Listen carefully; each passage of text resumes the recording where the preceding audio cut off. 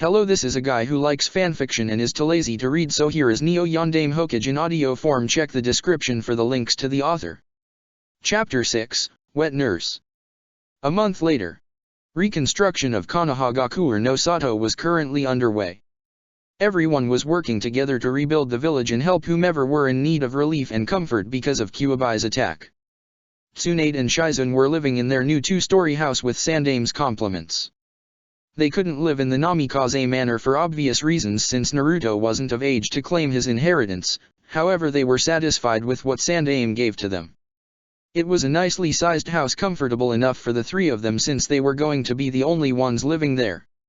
Tsunade was provided with gifts and accessories any new mother would need in caring for a newborn, from diapers, water and milk bottles, a stroller, baby clothes, the works. She took it that this treatment was given to her because she was the legendary Slug Sunin, but she sure as hell wasn't complaining, especially since she didn't have to pay it back, much to her delight since she was already in a high debt rate. Over the month both Tsunade and Shizune looked up various books on child psychology and parenting and applied whatever helpful advice they found. As challenging as being a mother was, Tsunade was growing fonder of the role than she ever expected, and Shizune could testify to that. A week later, that afternoon at the Senju residence, Shizune was walking towards Tsunade's bedroom with a bowl of warm water and a wash rag. Tsunade had intended on cleaning Naruto after he woke up from his nap. Reaching the door, she knocked on it and waited for a reply. Yes, Tsunade asked from inside her room. May I come in? Shizune asked. Need you ask? Tsunade sighed, just come in. The door isn't locked. Complying, Shizune opened the door and proceeded into the room. Tsunade-sensei, I got the bowl of warm water you asked. Shizune wasn't able to continue her statement when her eyes came upon a shocking sight. In front of her was Tsunade sitting on her futon Indian style with her sleeping kimono fully opened and hanging around her back and arms, exposing most of her slender body in white panties, leaving little to the imagination. Her long blonde hair was flowing freely down her bare back and shoulders. As for her injuries she had after her battle with the kidnapper, Tsunade's full recovery revealed not a single scar or blemish, much to her delight. Being cradled in her arms was Naruto, who to Shizune's surprise was sucking on Tsunade's left breast while her bra was resting at the side on her futon. Shizune almost dropped the bowl of water had she not regained her composure from the shock. Tsunade-sensei, Shizune exclaimed, when did you started breastfeeding? I started 8 days ago. Tsunade smiled as she looked down to see Naruto continuing to draw milk from her breast. 8 days ago, Shizune repeated in surprise and shocked that she wasn't aware of this. That's right, Tsunade confirmed, I used a new highly advanced chakra-induced medical jutsu I created. It took me over 3 months to create and perfect it. I call it Yototogi no Jutsu. It's a new medical jutsu for women who wish to be infant nursing women, or wet nurses so to speak. I'm the first to use this prototype medical jutsu of my own creation, and as you can see, it turned out to be a real success. Maybe I'll teach this jutsu to you someday. Shizune blushed heavily upon hearing that as she watched the scene in amazement, as she noticed that Tsunade had a new glow to her, one she has never seen since Nawaki and Dan's deaths. Over the past couple of weeks, she noticed the gradual changes Tsunade's behavior was undergoing as she started being more attached to Naruto. Needless to say, the young girl was happy to see Tsunade breaking out of her hard and cold shell that would have completely overtook her had it not been for Sandaime's sincere supplication to her to adopt Naruto.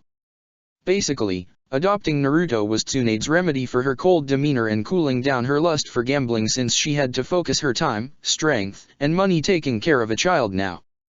The two females were so engrossed with their circumstances that they failed to realize that someone had entered into their house uninvited. Upon walking in on them from outside the room though, cried the intruder, who was sent flying and crashing into the wall as a result of a massive nosebleed after seeing Tsunade's current manifestation and what she was doing. What the hell? Tsunade shouted after hearing the thud. The sound of the crash snapped both Tsunade and Shizune back to reality as they looked to see who their intruder was. Tsunade growled under her breath angrily upon seeing whom their guest was, who was twitching a little with blood coming from his nose and a very perverted smile on his face with drool coming from his mouth. All of people, Tsunade said sourly as her right eye twitched several times, he had to show up unannounced. Jiraiya-sama, Shizun said a bit worriedly as she went over to the now unconscious hermit who was also in his late 30s. 15 minutes later. Jiraiya had regained consciousness and his composure long after Tsunade dressed herself in her regular clothes. She would have forced him to clean up the mess he made had Shizun not volunteered to do herself, saying that she didn't want to risk Naruto catching anything from Jiraiya. Tsunade was sitting at a table with Naruto fully awake and being cradled in her arms. Jiraiya was still across them with a most intrigued expression on his face. "So it's all true," Jiraiya said as he looked at his former teammate and the child she was mothering. "Sandaime-sama told me everything that has happened in regards to Kyubai's attack after I came by earlier today. I had to see it for myself and what I saw just moments ago went far beyond what my expectations were. The boy's living a genuine privilege not given to just anyone and he's not even related to you." Tsunade frowned and snarled at Jiraiya, not missing the perverted meaning behind his statement, while Shizun looked at the older man in disgust. "Why are you here anyway?" Tsunade inquired, "and how did you manage to get inside my house when the door was locked?" "1. As a legendary shinobi I can pick locks," Jiraiya replied. "Also I received word that Konoha was attacked by the great nine-tailed fox demon and that my best and prized student lost his life stopping the monster," Jiraiya went on. "I hurried as fast as I could after hearing this and went straight to Sandaime, who told me everything. I'm surprised he didn't request me to take Naruto under my wing, seeing that I taught and trained the boy's father." "Although you did, however," Tsunade retorted, "you're not father material nor a good influence." "What?" Jiraiya shot back, "That's a load bullshit dash." Jiraiya cut himself short upon seeing what he was about to say. Shizun saw the look her sensei's face as she eyed Jiraiya with a look that said, "Watch your mouth or die." With a calm demeanor, Tsunade said, "I'm sure Sandaime-sama informed you of the balance Naruto needs in his life. Since Yondaime-sama was your best student, all of what you taught him will be gradually absorbed into Naruto. But until that time, he'll need to be protected." "That goes without say," Jiraiya agreed. "I'm aware of what happened between you and that missing nin. I'll keep in mind not to come between a mother and her child." Tsunade smirked. Jiraiya at that point got serious. Though the boy will gradually absorb Yondaime's knowledge and his other attributes, however, he'll need someone to help him understand how to use and control it. Something like what Naruto will experience as he grows up could more than likely overwhelm and possibly drive him insane, which would be catastrophic for both himself and everyone else, and he'll need us to help him through it. An insane Yondaime would plunge Konoha into the ground. Since I taught the boy's father, it's only appropriate that I do likewise with his son and help where I can." Tsunade thought about what Jiraiya was telling her and she found a measure of truth in his words. After contemplating on it, she replied, "I see where you're getting at. Something like what you say could happen if not prevent, and it could spell disaster. Nevertheless, I won't let that happen. I'll do whatever I must to protect my son, no matter the cost." Jiraiya was seeing how attached Tsunade was becoming to Naruto, especially after hearing the special emphasis she placed on the word "my." It wasn't too surprising seeing how attached she was to her kid brother Nawaki and lover Dan before they were killed. If anything, Jiraiya acknowledged, Tsunade was not about to lose Naruto for whatever reason. Ironies can be so cruel sometimes, Tsunade, Jiraiya thought. Just then, Tsunade smelled an unwelcoming odor coming from the bundle she was cradling. Sighing, she got up and prepared to change Naruto. Shizun got the sterilizing wipers and clean diapers, handing them over to Tsunade as she changed and cleaned Naruto. All the ninjutsu, genjutsu, kinjutsu, and medic jutsu in the world, Tsunade complained, and not one diaper change no jutsu. Shizun and Jiraiya stifled on a laugh that particularly leaked from their mouths upon hearing that. Tsunade finally finished change and clean her son. "All done," Tsunade said happily before telling Shizun to get Naruto's food to her. Complying, Shizun went and prepared Naruto food before returning. Looking over at Tsunade, Jiraiya asked, "You wouldn't mind if I hold little Naruto, would you?" Tsunade thought about it and after a few seconds she decided to grant her former teammate's request. Taking Naruto into his arms, Jiraiya held and looked at the young boy.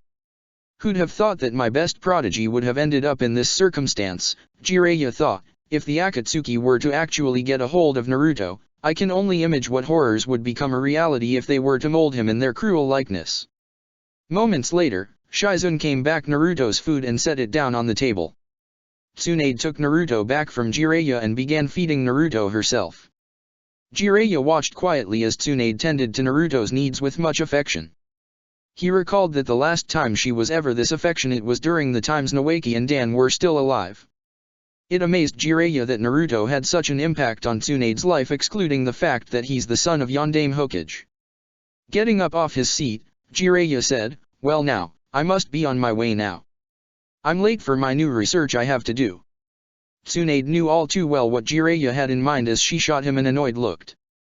Jiraiya grinned before going over and leaning down at Naruto. "I'll be seeing you soon, Neo Yondaime Hokage." Tsunade and Shizune blinked upon hearing the nickname Jiraiya just gave Naruto. "Just get out," Tsunade replied as Jiraiya smirked and went on his way, closing the door behind him. "Neo Yondaime Hokage," Shizune repeated. "Jiraiya baka," Tsunade interjected, "I'm going have to keep an eye on him. I'd hate to have my son adopt his perverted bad habits." "Bad habits," Shizune mumbled under her breath mockingly, this coming from someone who gambles chronically? "I'd hate for my little brother to adopt your gambling habits." "What was that?" Tsunade said with a touch of venom in her voice. Shizune paled and replied sheepishly, "Oh nothing Tsunade-sensei, what do you know? It's time for my medical training." Shizune ran out of Tsunade's presence before anything else was said between them. The slug Sunin was now alone with her boy. Sighing to herself, she said, "Why do I put up with them?" Naruto started gurgling as she smiled and turned her attention to him. "What's that?" Tsunade said playfully to Naruto, "Because I have to." "That's your decree as Lord Hokage?" Giving a motherly laugh, "You're no Lord Hokage in this house, you're my little Naru-chan and you're going to learn medic jutsu and how to be a medic nin." "Yes you are." "Oh, yes you are." Naruto smiled back at her with his toothless smile almost as if he understood her words, causing Tsunade to smile even brighter. Unknown to Tsunade was that the entire scene was being watched by Sandaime, who was looking upon them from his specially crystal ball. Needless to say, he was very happy for both Naruto and Tsunade. That night, many in Konoha were all fast asleep save for Konoha police and the Umbu. Meanwhile at the Senju residence, Tsunade was sleeping peacefully in her room. All was serene when Naruto started crying in his crib. Tsunade woke up to this and got up off her futon. Going over to Naruto, Tsunade picked him up and held him, resting his head on her shoulders while gently rocking him in her arms. Naruto soon calmed down and quieted, much to Tsunade's delight. After another minute, Tsunade said thoughtfully, "I bet you're hungry my little Naru-chan." Tsunade sat down on her futon with Naruto and prepared to breastfeed him. Just as she is about to open her kimono, however, the door to her room opened, revealing Shizune cradling something in her arms. "I'm sorry Tsunade-sensei," Shizune said, "I came earlier to change Naruto's diaper and bring him back. I didn't want to wake you."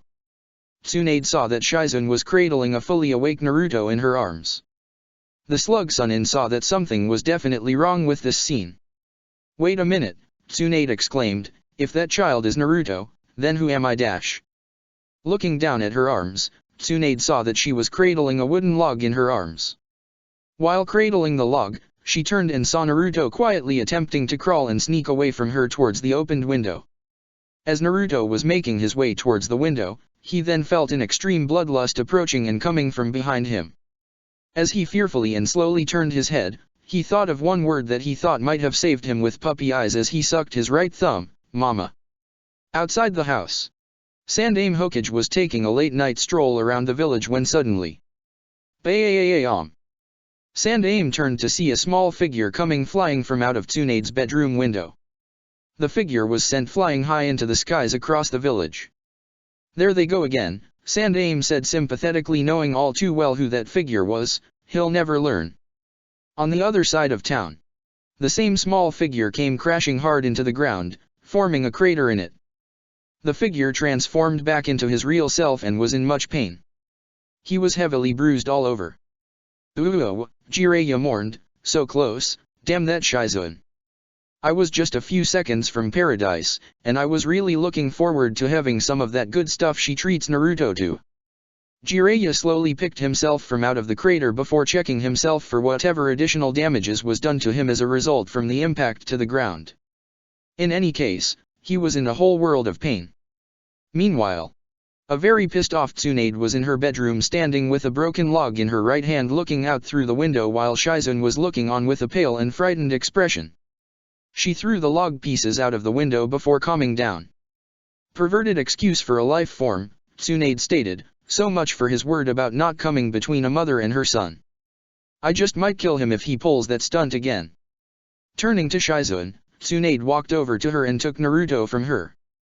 Thank you Shizun, Tsunade thanked, I'll take it from here. Shizun nodded before quickly exiting the room and closing the door behind her. Tsunade then went over to her futon and sat down on it with Naruto in her arms.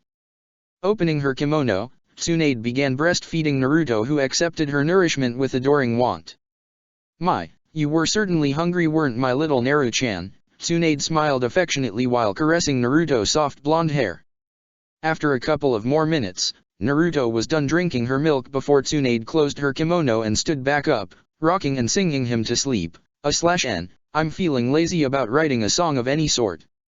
Therefore, think up of any bedtime songs you know of that a mother would sing to her newborn. After another 12 minutes, Naruto fell fast to sleep in her arms. Going back to her futon, Tsunade laid Naruto down gently on it before lying down next to him and pulling the covers over them. Good night my little Naru-chan, Tsunade as before she gave him a gentle kiss on his forehead and going to sleep herself with Naruto cuddled close to her. Chapter 7, A Dark Awakening. 8 years later. Over the course of 8 years, Naruto, age 8, grew up being raised by Tsunade, age 46, and Shizun, age 23, with Jiraiya, age 46, staying around occasionally to guide Naruto's mental development as he gradually absorbed Yondaime's mental and physical attributes.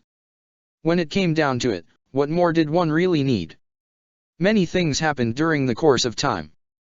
Tsunade and Shizun were both medicnins, obviously therefore, Naruto ended up having a fairly advanced vocabulary for his age complement with what he was getting from his incarcerated father Yondaime Hokage. Naruto however wasn't aware of the fact that Yondaime was sealed inside of him. Around the time Naruto was about to turn 5, Tsunade stopped breastfeeding Naruto. It surprised Shizun and even Jiraiya and Sandaime that Tsunade had been breastfeeding Naruto for nearly 5 years with the use of her Yoto Togi no Jutsu. And speaking of this jutsu, Tsunade taught it to selected female medic nins of Konoha who sought become infant nursing nins. To say that this new medical jutsu was a mere success would be an understatement, as many of females medic nins from other villages travel to Konoha to learn this new medical jutsu, along with whatever other new medic jutsu they could learn. Tsunade didn't miss the opportunity to charge for the training, which surprisingly wasn't refused since she originated the jutsu. Tsunade's new jutsu and several others she was willing to teach made quite an impact in the medical practice, which helped boost her reputation highly in the medical fields. With the money she was making though, Shizun had to be on her back constantly in order to prevent Tsunade from gambling it all away, and pay off the debts she owes. Growing up with a family, one's parents naturally pass on what skills they have to their children. A father will gladly teach his children how to play a sport or practice a trade. A mother will teach her children, whether they like it or not, social etiquette and how to deal with people, and so on. Now when you're growing up with a mother and sister who contributed a great deal toward modern medic-nin theory, you pick up some things. Of course it wasn't until shortly after Naruto's 4th birthday that he actually started to actively follow in his mother's footsteps in the medic field, much to Tsunade's joy. Sandaime didn't mind Naruto learning to be a medic-nin. This was in contrast with the time when he was younger, when he turned down the idea Tsunade suggested in training shinobis to be medic-nins years ago. His reasons at the time were because during that time Konoha was at war and had little time and resources available to even begin starting up medical training course for shinobis. But now times have changed and things are different now. If she wasn't teaching medic-nins, healing, performing surgery, or gambling, Tsunade spent large measures of her time with Naruto and teaching him, whether it was in the arts of medicines, jutsu, or combat, although she was a bit of a slave driver when it came down to learning healing and medic jutsus. Even that was a bit of an understatement. It was perfectly clear to everyone how attached and very protective the Slug Sunin was with Naruto. For any mother who cared deeply for their children it was truly understandable. On occasions, Tsunade took long-distance travels from Konoha and journeyed to other villages, whether it was for medical businesses or gambling fun. Naruto was taken wherever she went and Shizun followed, of course. Shizune and Naruto became very close as she became a big sister figure to him, thus being called Shizune Nichan by Naruto. To Shizune's dismay though, Naruto did pick up some of Tsunade's habits on gambling. However, to Tsunade's annoyance though, Naruto was actually a little better than her and even won a few games to Shizune's surprise. Sandaime became like a grandfather to Naruto, although he's rather annoyed at the fact that Naruto constantly refers to him as either old man or old geezer, something he suspects the boy picked up from Tsunade. Once in a while, Sarutobi would pay Jiraiya some visits during his training session with Naruto. From what Sandaime was seeing, Naruto was making impressive progress. The aged Hokage knew of the nickname Jiraiya gave Naruto and found it fitting in some respects, although Jiraiya would call Naruto Neo Yondaime Hokage in a surprisingly mocking way since Naruto started calling him Ero-jissen, perverted uncle. In spite of this, Jiraiya did become an uncle figure to Naruto, a perverted uncle nonetheless though. Although he helped in training Naruto in how to control some of what he already acquired from Yondaime without his knowing of it yet however, Naruto grew annoyed at the number of times Jiraiya would get distracted for periods of time in looking at pretty girls and women when he was supposed to be training him instead. One day, during Naruto's training with Jiraiya, Naruto's frustration in Jiraiya repeatedly paying little attention to him and watching a bunch of 18-year-old girls in bikinis play together in a water stream boiled to the point that Naruto punched him so hard with all his strength that Jiraiya literally was sent flying high in the sky before crashing down into the stream where the girls were. Needless to say, the girls welcomed the pervert with anything but opened arms as they inflicted additional injuries on him as he cried for help. Tsunade laughed her ass off in tears when she found out about the incident. Evidently Tsunade's temper also rubbed off on Naruto. However, it shocked and amazed her, Shizune, Kakashi, Sandaime, and Jiraiya, who was on the receiving end of Naruto's fist, that Naruto had also acquired a large portion of Tsunade's raw super strength. Tsunade's research revealed that her almost 5-year practice and use of her Yoto Togi no Jutsu, wet nursing technique, with Naruto resulted in Naruto being permanently infused with her strength since her milk was induced with her chakra. However, it seemed that he was only able to tap into that raw strength in large quantities during a mental or emotional episode of some sort. So even though the strength was there however, he still doesn't fully know how to perfectly tap into the whole thing and use it at will. Even still, he managed to maintain being able to have some of that dormant strength. Kakashi, aged 22, without being reminded, kept tabs on Naruto from time to time, almost as though he was a protective big brother. On occasions he'd stop by and visit Naruto. And speaking of playing the role of the older brother, Naruto started referring to Kakashi as Kakashi Aizen. And like many siblings, the younger one usually looks up to the older sibling as a role model. This however, wasn't without some consequences. Naruto started imitating Kakashi in the use of wearing a ninja mask like he does, which he started after turning 6 years old. Also, Kakashi would sometimes spoil Naruto when they hanged out together and sometimes he'd spar with Naruto also. Kakashi was also known for being a major fan, like so many, of Ika Ika Paradise, a famously known graphic adult series written by Jiraiya the Toad Son himself. One day, Naruto managed to get a hold of one of Kakashi's latest and rare edition books and read through it. What he saw and read shocked and at the same time, fascinated him to the point that he had to find out what more. The detailed erotic and sexual images Naruto was studying only served to capture more of his attention. What he learned from that one book inspired him to create a new form of jutsu, one he'd use on perverts like Jiraiya or any other shinobi who'd fall victim to a most sexually arousing and erotic sight. The irony was indescribable. After Kakashi realized that his new book was missing, he frantically searched all other for it for 2 days, until he found it with Naruto, who was reading the book for a 3rd time. Naruto apologized but explained that after seeing him read those books so many times, it sparked his curiosity to see what was so interesting about it, so he took his new one the moment he saw that his guard was down and read the whole book through. Rather than being angry, Kakashi was impressed by the boy's ability to outwit him, but then again, Naruto was infused with his master who taught him the ways of the shinobi.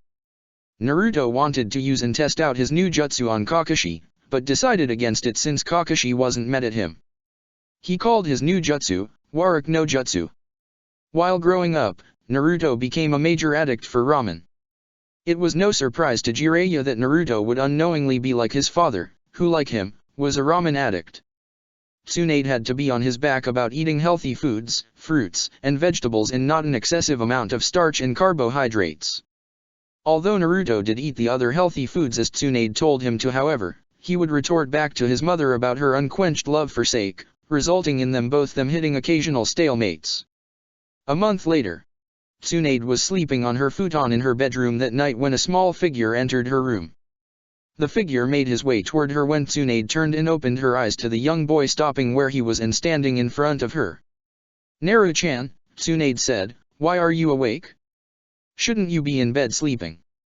Nervously, while holding his right arm that seemed to be hurting for some unknown reason, he answered, "Kaa-chan, I had a very bad dream.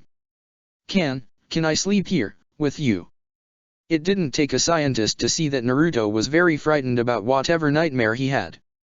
Instead of asking about what his nightmare was, she simply grabbed and raised her blanket, granting Naruto access to sleep on her futon with her.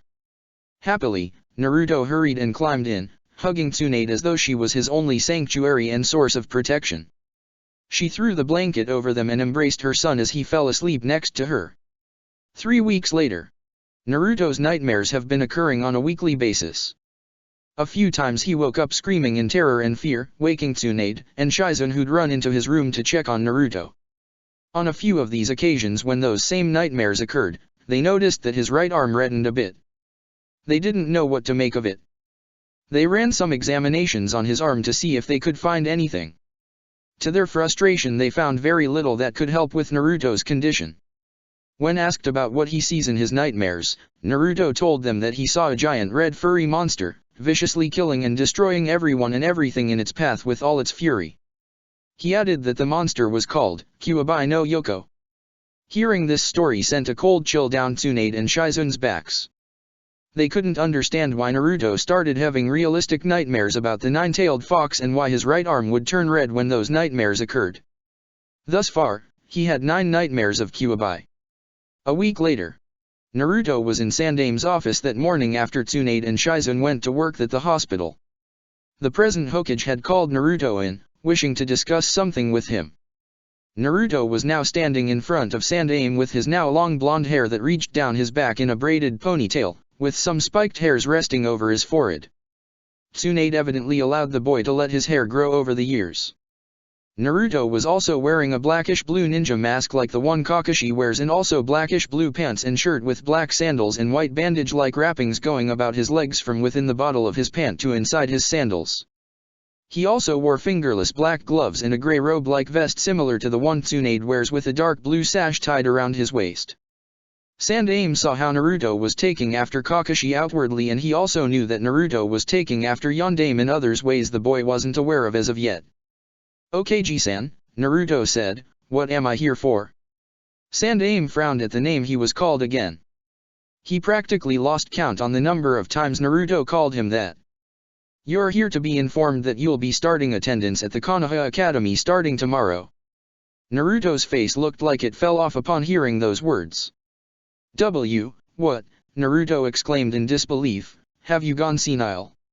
Sandaime was tempted to bop Naruto on the head for that remark but remained calm as he took another puff from his pipe. "No, I'm perfectly fine, thank you."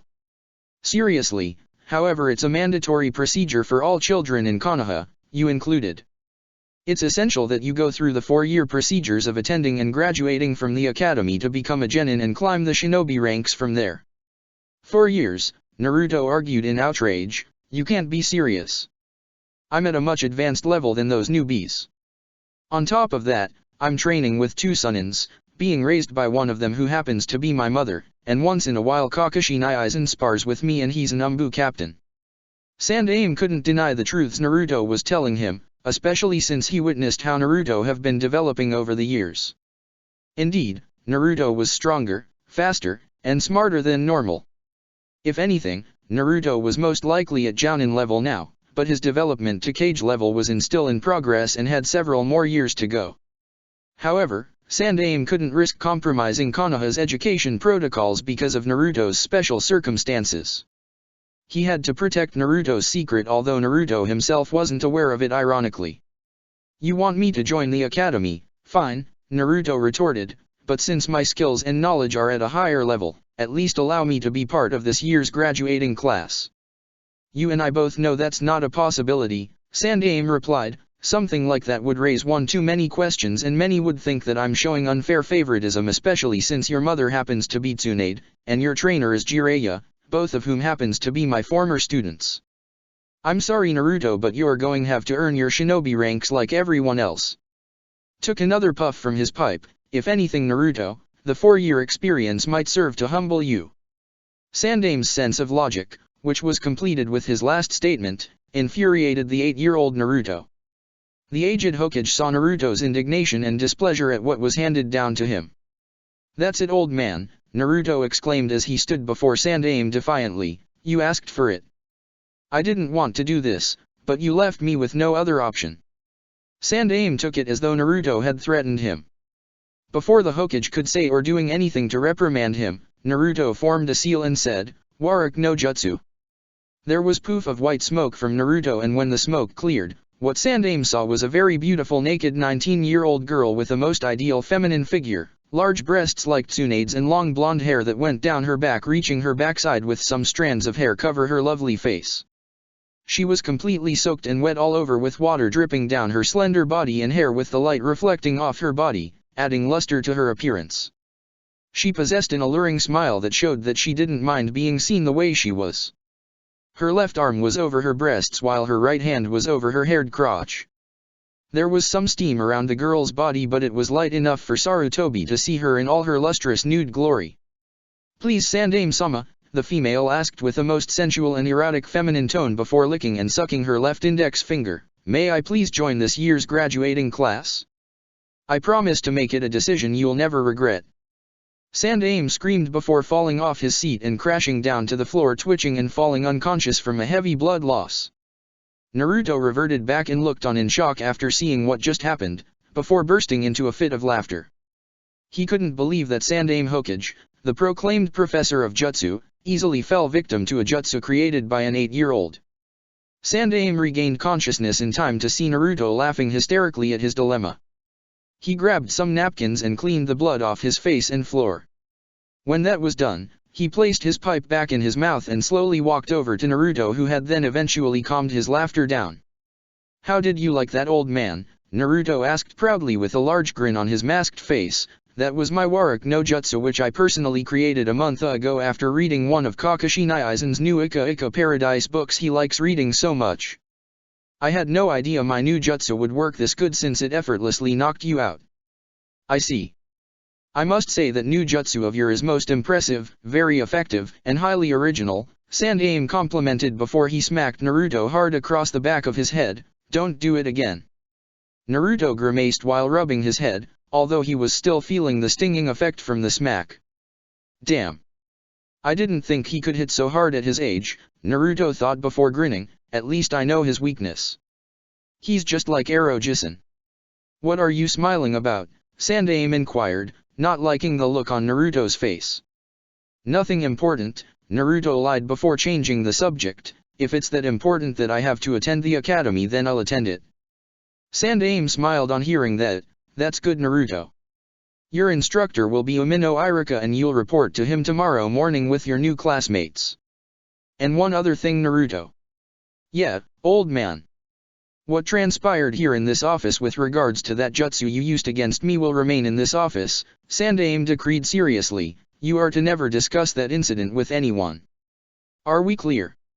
What? Naruto whined, why can't I? Disobey me and I'll pass a law through the entire village and neighboring smaller villages that are extensions of Konoha, forbidding anyone from feeding, selling or making ramen of any sort for you again, ever. Hearing those words sent a very cold chill down Naruto's back as his face paled. Life with no ramen, Naruto mentally mourned in horror, forbidden from ever eating ramen again. That's just cruel and inhuman. Naruto knew not to take Sandaime's warning lightly as his shoulder slumped down. Sandaime smiled, satisfied with himself, knowing fully well how addicted Naruto was to ramen, just like Minato was. Fine, you Winji-san, Naruto conceded. I won't go telling anyone how you were knocked out from my Warak no Jutsu. It's not worth forever giving up my privilege for eating ramen.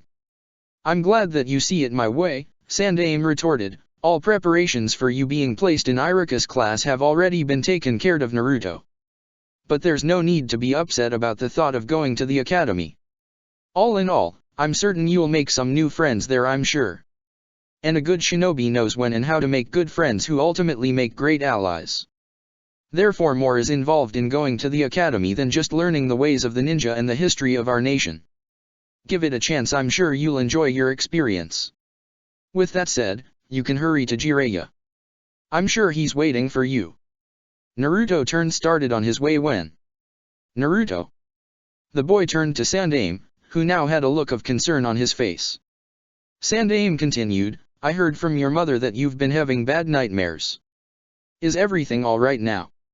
I'm fine, Naruto assured, I haven't had one for a week now, so I'm okay. That's good to hear. We wouldn't want anything bad to happen to you, Sandaime smiled, seriously, we don't need anything bad happening to you. Well, I better go now. See ya. Naruto. The young boy turned again in time to see a small pouch thrown at him. He caught the pouch to find that it had some money in it. Don't you treat yourself to some ramen later today? Sandaime smiled. With a bright smile of his own, Naruto ran toward the door. Thanks, Ji-san, Naruto yelled happily as he ran out of the office and hurried on his way to Jiraiya.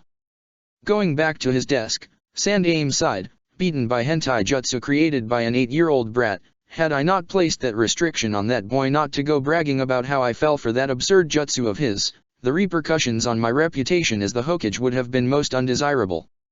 I'd be the laughing stock of the entire village. Pulled his Hokage hat down partially, maybe I ought to label that absurd hentai jutsu of his as a kinjutsu, forbidden jutsu. The following day, Tsunade dropped off Naruto to school before heading to work.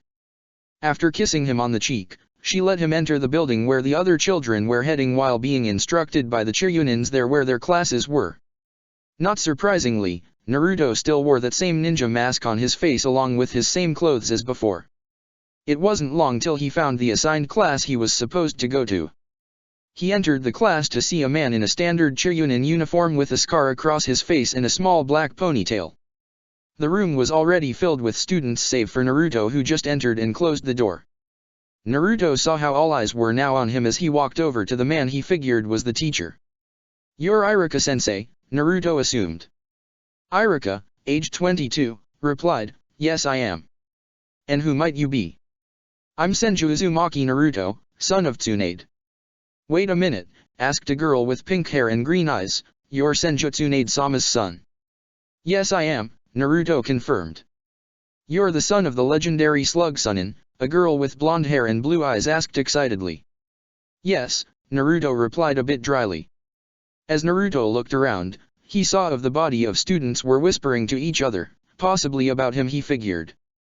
He knew how famous Tsunade was by many both within and outside the walls of Konoha, and the fact that he's her son also spread his reputation as well. He also knew that Tsunade sucked at gambling. Alright Naruto, you can take a seat up there by next to Hinata, Iruka instructed. Naruto turned and saw a young girl with short indigo hair and pale eyes sitting by an empty desk and fumbling with her index fingers while looking at him shyly. Shrugging, he went up the steps leading to his assigned desk and sat by the girl. He turned to her before she looked down at him with a small blush on her face. You're Hinata? Naruto inquired. She nodded, why yes I am. I'm Hyuga Hinata. You're from that Hyuga clan, Naruto said, that's cool. I heard a lot of interesting things about you guys and that really cool bloodline limit you guys have. Hinata smiled and blushed again from Naruto's compliment. Before a conversation could start, Iruka started speaking, thus beginning the first day of class. As the class went on, Naruto, in pure boredom from hearing things he already knew, laid his head on the desk and drifted off to sleep. Hinata giggled a little from Naruto's antics. 6 months later. During his early days in the academy, many of Naruto's peers, girls in particular, asked him a bunch of questions about his personal life with Tsunade and what cool jutsu he knows. After Yamanaka Ino and Hinata's fathers, Inoichi and Hayashi, both of whom are part of the village council, learned that Naruto was in their class, both of their fathers encouraged their daughters to associate more with Naruto, both fathers knowing fully well that aside the fact that not only is he the adopted son of Tsunade but also the son and sole heir of Yondaime Hokage whose seal inside him. Ino had little, if any, trouble complying with that, which was more than what could be said of Hinata, who was a bit too shy to be as open with him as Ino was, as were several other girls. Not that Naruto didn't like the attention, however, it was starting to annoy him. During the end of the second month, Naruto, out of boredom and frustration, started pulling pranks on whomever he saw could give him a good adrenaline rush. His first target was none other than Iruka, who was given a nice size apple by Naruto after walking into class. Iruka thought it was highly thoughtful of Naruto, while others thought he was being a kiss-ass. Those thoughts, however, were instantly changed after a seal of some sort appeared on the apple, causing the apple to explode in Iruka's face with a small batch of red paint thrown to his face and a sticker tag thrown and instantly fastened to his forehead from the exploding apple that stated, "Watch what you eat." A true shinobi is never too trusting. "How did you like them apples, Iruka-sensei?" was what Naruto said before he and the entire class burst into a fit of laughter, which only added to Iruka's fury towards Naruto's prank, who was made clear when Iruka started yelling and berating him for the stunt he just pulled. Naruto told him that if he truly intended to kill him, then he'd already be dead from having needles burst into his face instead of the red paint and sticker tag on his face. The thought that Naruto's prank turned a Chiryunin into a live-action joke in lesson within seconds had the class look at Naruto in astonishment. Since then Naruto started pulling several other pranks on unsuspecting Chiryunins and Jounins, and once in a blue moon, a few Umbu. This led to Naruto being occasionally chased around the village by the Chiryunins and Jounins he'd pull his pranks on. This in effect gave the villagers some good laughs that were well needed. The idea of seeing the son of the Slug Sun in pulling childish yet cleverly planned pranks on Chiryunin, Jounin, and Umbu-level shinobis and finding ways to evade being caught by them much to their irritation was quite comical. Of course his pranks didn't go unnoticed by Kakashi, Shizuan, Jiraiya, Tsunade, or Sandaime.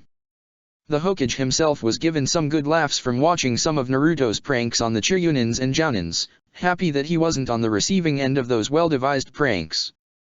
For Kakashi, Shizuan, Jiraiya, Tsunade, and Sandaime, not only was the very thought of an 8-year-old Yondaime, namely Naruto, pulling off those well-thought-out pranks on unsuspecting shinobis quite comical, but it also reinforced the fact that Yondaime Hokage was indeed an excellent strategist during his younger days before becoming a Hokage. Though none of his pranks actually hurt anyone, it only served to make Naruto look like a mischievous troublemaker among the Chiryunins and Jounins. When confronted by the victimized shinobis in front of Tsunade and Sandaime about his pranks, he told them that it was all in good harmless fun. It annoyed the Chiryunins and Jounins to hear Naruto's childish sense of logic, however there was more to Naruto's pulling his pranks than he let on.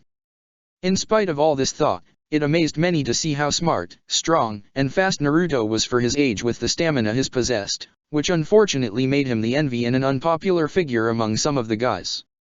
One older bully tried to fight Naruto with the intent to prove that Naruto was nobody special just because he was the son of a Sannin. Needless to say, the older bully effortlessly had his ass handed to him after Naruto planted one swift punch into his gut, instantly knocking him unconscious in front of the body of students, some of whom were expecting a long fight. That incident only served to heighten Naruto's reputation among the students who were aware of Tsunade's monstrous strength. They figured that he inherited it from her. Through all this, none of the students or academy teachers for that matter have ever seen Naruto without his ninja mask on, not one time. Sasuke was another attention grabber among the girls since he was part of the Uchiha clan.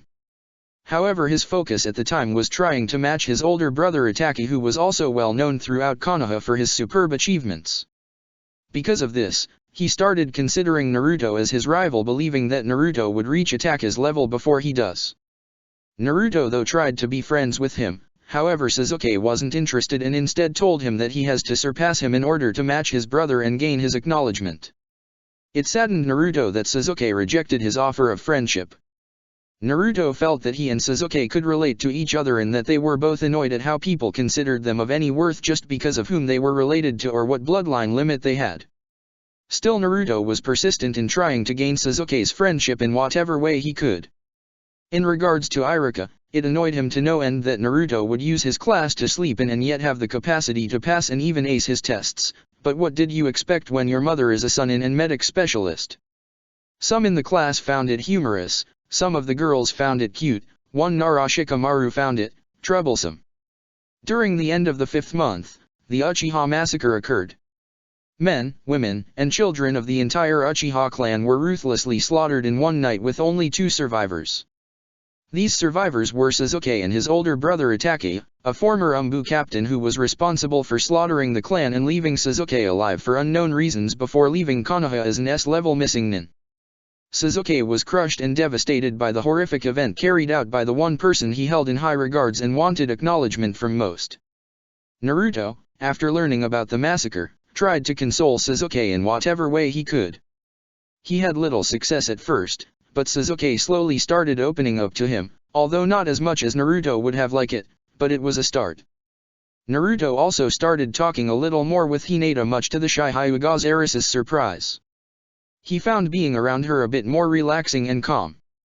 Naruto saw how Hinata blushed and stuttered often and was clueless as to why. Like in Sasuke's case though, Naruto felt he could also relate to Hinata and that she also didn't like how people considered her or anyone else of any worth just because of whom she was related to or what bloodline limit she was born with. 2 days later. Late that evening, Naruto was training by himself in a training field outside the village. It was one of the training grounds Jiraiya would regularly take him to teach him there. Occasionally Naruto would train by himself till it was late, and sometimes return home only to be scolded by Tsunade for coming home past curfew. He'd usually mumble something along the lines about how does it make sense for a shinobi to be given a nighttime curfew if they're expected to handle serious missions during late hours. In any case, Naruto was working out some steam after being told off by Iruka for falling asleep in class again. Iruka baka, Naruto snorted, still feeling irritated, as if I'm the only one who falls asleep his class. There's that other kid, what's his name, Shikamaru, who constantly gets bored in class and falls asleep as well. And yet I get yelled whenever I fall asleep. Of course, there were other factors that frustrated Naruto. The fact that his right arm would start hurting a lot out of nowhere whether he was sleeping or awake, which has been the case for several months with no satisfying answers to fix the problem added to it. Alongside the fact that on several occasions during the passing months he'd have realistic nightmares of Kyuubi. These factors were also among the reasons for his pranks and intense solo training. It was to distract him from his problems and frustration, and relieve him of his stress, even if only temporarily. After another 10 minutes, Naruto called it a night and decided to head back home. On his way, though his right arm started hurting again, this a whole lot more than usual. The pain was excruciating as he cried out loudly from the pain with tears falling from his eyes. It was as though his arm was on fire, literally. He pulled his fingerless gloves off and that was when a burst of chakra came from his arm, from the elbow down to his fingers. The thing about it was that the chakra wasn't blue, it was red. Adding to the pain was the fact that Naruto felt burning sensations on his masked cheeks as if someone slashed both sides of his face with a 3-clawed gauntlet that was on fire. He pulled his mask down in hopes that the cool breeze would help to calm the pain a little, but it was to no success as 3 jagged designed whisker marks appeared on both sides of his face. Naruto screamed louder as the power of the red chakra intensified to higher levels till his arms grew heavier and heavier before a quarter-sized circular tear appeared on his palm with some blood now pouring out from it. Unable to hold up his unnaturally loaded arm, Naruto's bleeding hand slammed down to the ground, causing the red chakra to flow into and through the ground away from him into the opening in front of him. Moments later, a glowing seal of some sort appeared on the ground and a mighty burst of white smoke appeared from where that seal was, covering the scene in front of Naruto, giving off a killer intent filled with unparalleled bloodlust. When the smoke cleared, Naruto's eyes widened in sheer fright and terror at what he was beholding before him. It was the very same 9-tailed monster he's been seeing repeatedly in his nightmares. "You're Kyuubi," Naruto barely voiced. Indeed, it was the fearsome Kyuubi no Yoko, wagging all 9 of his large tails in all their glory. The massive beast, seeing Naruto, leaned in closer to him until they were face to face. Detecting a scent similar to that of Yondaime Hokage radiating off Naruto, the great fox narrowed his red eyes venomously as he looked upon the frightened child whose right was still flared with red chakra. With his deep and inhuman voice, Kyuubi said, "I want to devour you, kid." Chapter 8, Servitude. Back at Konoha. Everyone in the village felt that mighty killer intent, one they haven't felt since the death of Yondaime Hokage. The younger generation, this consisting of Harino Sakura, Yamanaka Ino, the Hyuga children and all the others were frightened by the unparalleled monstrous bloodlust but didn't know what was powerful enough to generate such a dreaded feeling. All of the dogs at the Inyazuka clan were cowering in fear while the bugs were Abarame clan were in a dreaded frenzy. Elsewhere, Tsunade and Shizun felt that killer intent and they ran outside their house to see where it was coming from. It was no surprise that everyone fearfully stopped whatever it was they were doing upon feeling that killer intent. After sensing where the intense bloodlust was coming from, a look of terror and fear for the worst filled Tsunade's face when a realization struck her. Naruto, Tsunade screamed as she ran as fast as she could towards where Naruto was. Shizun followed close by as a number of Jounins and all of the Umbu, and Sandaime himself ran as fast as they could to the direction Naruto and Kyuubi were. 10 minutes later, Tsunade, Sandaime, Shizun, Kakashi, and all the other Jounins and Umbu were making their way to the scene, with the killer intent becoming stronger and fiercer the closer they got. When they almost arrived on the scene, they suddenly saw a burst of unearthly white smoke bathe the entire area, followed by a very thunderous beastly roar. After several minutes of chaos everything was now serene and calm, and the monstrous killer intent was gone, as if nothing had happened at all. "Is it over?" a confused Shizun asked. Not bothering saying anything, Tsunade hurried to the location only find her son Naruto laying motionlessly face down on the ground unconscious, almost as if he was dead. "Naruto!" Tsunade screamed again as she and the others ran to Naruto. Reaching him first, Tsunade knelt and pulled Naruto to her. Upon seeing his arm, she noticed that his right arm suffered from severe abnormal churka burns. What she also noticed was an unfamiliar seal that was on his right palm, which was glowing and weakly flashing in a bluish glow. The seal looked like a circle that had within it something resembling a circulatory blood system with a symbol of similar to the spiral in the center of the seal. Around the outside portion of the seal were 9 star spirals. It glowed momentarily before both it and the seal vanished into his palm and completely out of sight. Turning her attention away from that for now, she looked down at his face and saw that some blood was coming out of his mouth, along with jagged designed-looking facial whiskers, which vanished off his face as though they were never there. She froze at the sight of his blood coming from his mouth, recalling what happened to Kawaki and Dan. Shizun, recalling Tsunade's hemophobia, went over to aid Tsunade and her kid brother. In spite of her fear of blood though, Tsunade snapped out of her trance and tried desperately to heal him enough to stimulate a pulse, not wanting to lose another precious person in her life again. It would devastate her to no end should she lose Naruto, Sandaime, and Shizun thought. "Don't you dare die on me Naruto," cried Tsunade as some tears fell from her eyes and down her face. "You hear me Naruto? Don't you dare die on me. I already lost one too many important people in my life and I'm not about to lose you." Sandaime and the others watched as Tsunade did what she could to heal and help her son. After a few moments, a pulse was detected. Though it was weak but it was enough to make it clear that Naruto was still alive. They wasted no time in bringing Naruto back to the hospital for further medical treatment. If anything, everyone wondered if it was Kyuubi that caused all this and if so, why did it take off before they arrived on the scene and left Naruto alive? Things just weren't making any sense. 5 days later, Naruto was in the hospital lying on the bed unconscious. His injuries were treated and bandaged, and he had an 4 needle inserted into his left arm. He was still in a coma and hadn't gained consciousness since the incident. Tsunade stayed at his side the whole time, checking on him every now and then. Jiraiya hurriedly returned back after learning about the incident that had the entire village in an upheaval, which Sandaime had to calm with much effort. He explained that an enemy force used some form of advanced and powerful genjutsu to deceive them into believing that Kyuubi has truly returned and set them into mass panic, which would have no doubt left them open to a surprise attack not by Kyuubi but by invading villages or nations. This served to calm the nerves of the people, although he himself was sure for how long. Word however about what happened to Naruto spread like wildfire as the villagers gave their condolence to both Tsunade and Shizun. They figured that Naruto must have gotten caught and attacked by the enemy force Sandaime spoke of. During the 5 days, the Umbu went on an all-out search to investigate if Kyuubi was truly in the vicinity of the village or anywhere else. They surprisingly found nothing that would have remotely led to anything indicating where Kyuubi was or if he's making his return to Konoha to finish what he started 8 years ago. 3 days after the incident, Tsunade brought to Sandaime and Jiraiya's attention about the unknown seal she saw on Naruto's right hand before it vanished into his skin. After giving the Hokage the details of how the seal looked like, both he and Jiraiya went to work to see if there was any information about this mysterious new seal. However, Sandaime couldn't help but think as to why that particular seal Tsunade described to him sound rather familiar to him, although it certainly wasn't the sealing jutsu Yondaime described to him years ago before he went to battle the Great Fox.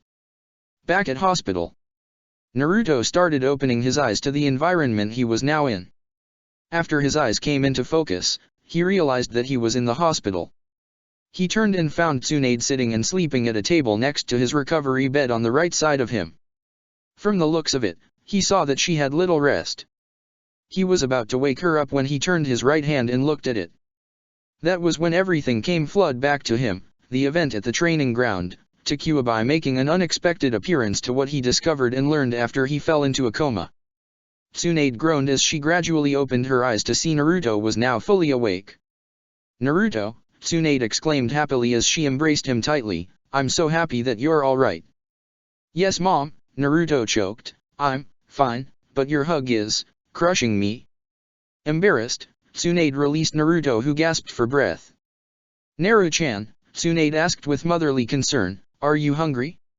I can go get you some of your favorite ramen from Ichiraku if you want." Not being one to turn down ramen, he accepted. Before she went on her way, Naruto called to her, "Mom." Tsunade turned to Naruto, who surprisingly had a serious look on his face. "Is it possible for you to get Jisan, Eroji-san, Kakashi Naizen and Shizune Nichan to come here? There's something very important that I have to discuss with all of you." Tsunade nodded and went on her way, wondering if what her son had to discuss with her and the others had anything to do with what happened 5 days ago. 2 hours later, the people who Naruto requested were now present inside the room, with two Umbu standing on guard outside the room. The Hokage instructed them that no one was allowed inside the room until he exited. Meanwhile inside, Tsunade and everyone else were ready to find out why Naruto requested their presence. But in any case, Sandaime and Jiraiya had some news of their own to share in regards to what they discovered about the new seal in Naruto's palm. Breaking the silence, Naruto asked, "Jisan, is it possible to form a soundproof barrier? I don't want what's discussed here to be heard by anyone outside this room."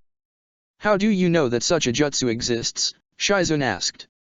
Naruto retorted, "Because my father told me just now." Everyone's eyes widened on hearing what he just said. What? Sandaime stuttered, "You mean?" "Yes," Naruto replied while giving Sandaime's look requesting to activate the jutsu. Nodding, Sandaime went through a series of hand seals before activating the jutsu.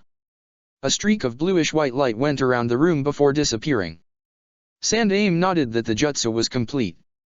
Seeing this, Naruto continued, "I'm now aware that Yondaime Hokage, my father Namikaze Minato, is sealed inside me." Everyone was silent in the room. They didn't know what to say or think. They figured that Naruto might be angry at them for keeping what they knew a secret from him after all these years. Seeing the looks on their faces, Naruto assured, "I'm not angry at anyone if that's what you're thinking. My father told me everything in regards to the event that happened 8 years old when Kyuubi attacked the village and how both he and Kyuubi got sealed away inside me." Hearing those words sent cold chills down everyone's backs. It was true then. Kyuubi didn't die at all and was in fact sealed into Naruto after all. "I bet you're wondering how both Kyuubi and my father both got sealed away, when my father supposedly was to be consumed by Shinigami after Kyuubi was sealed away. It's a peculiar story really, and it goes back to the time my father was preparing to do the sealing jutsu during his battle with Kyuubi." Everyone listened intently as Naruto related everything he was told to by Yondaime. "When my father was on top of Gamabunta, he started initiating the required hand seals for the Kinjutsu. But before he was able to do the final hand seals, Kyuubi unexpectedly lashed at him much to his surprise. In a sudden panic, my father raced and ironically formed the last hand seals incorrectly and called out the wrong jutsu, which resulted in an entirely different entity to appear, this one being Chidori Megami." Sandaime and Jiraiya heads shot up on hearing this. "Chidori Megami," Jiraiya repeated, "I thought she was just a myth at first. That was until I recently did some research on her.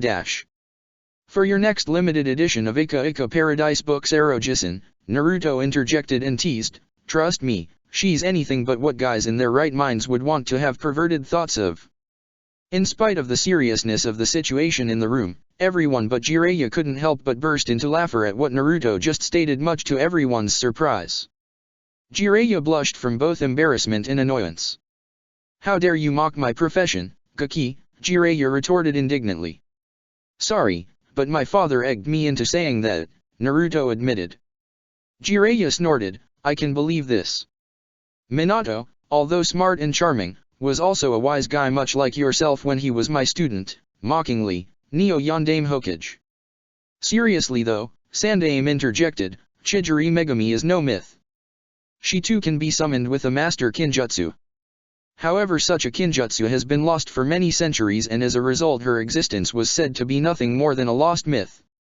That ended when my father summoned her by a fluke, Naruto explained. Her kind of sealing is very much different than the one my father found originally, which summons an entirely different and darker entity known as Shinigami.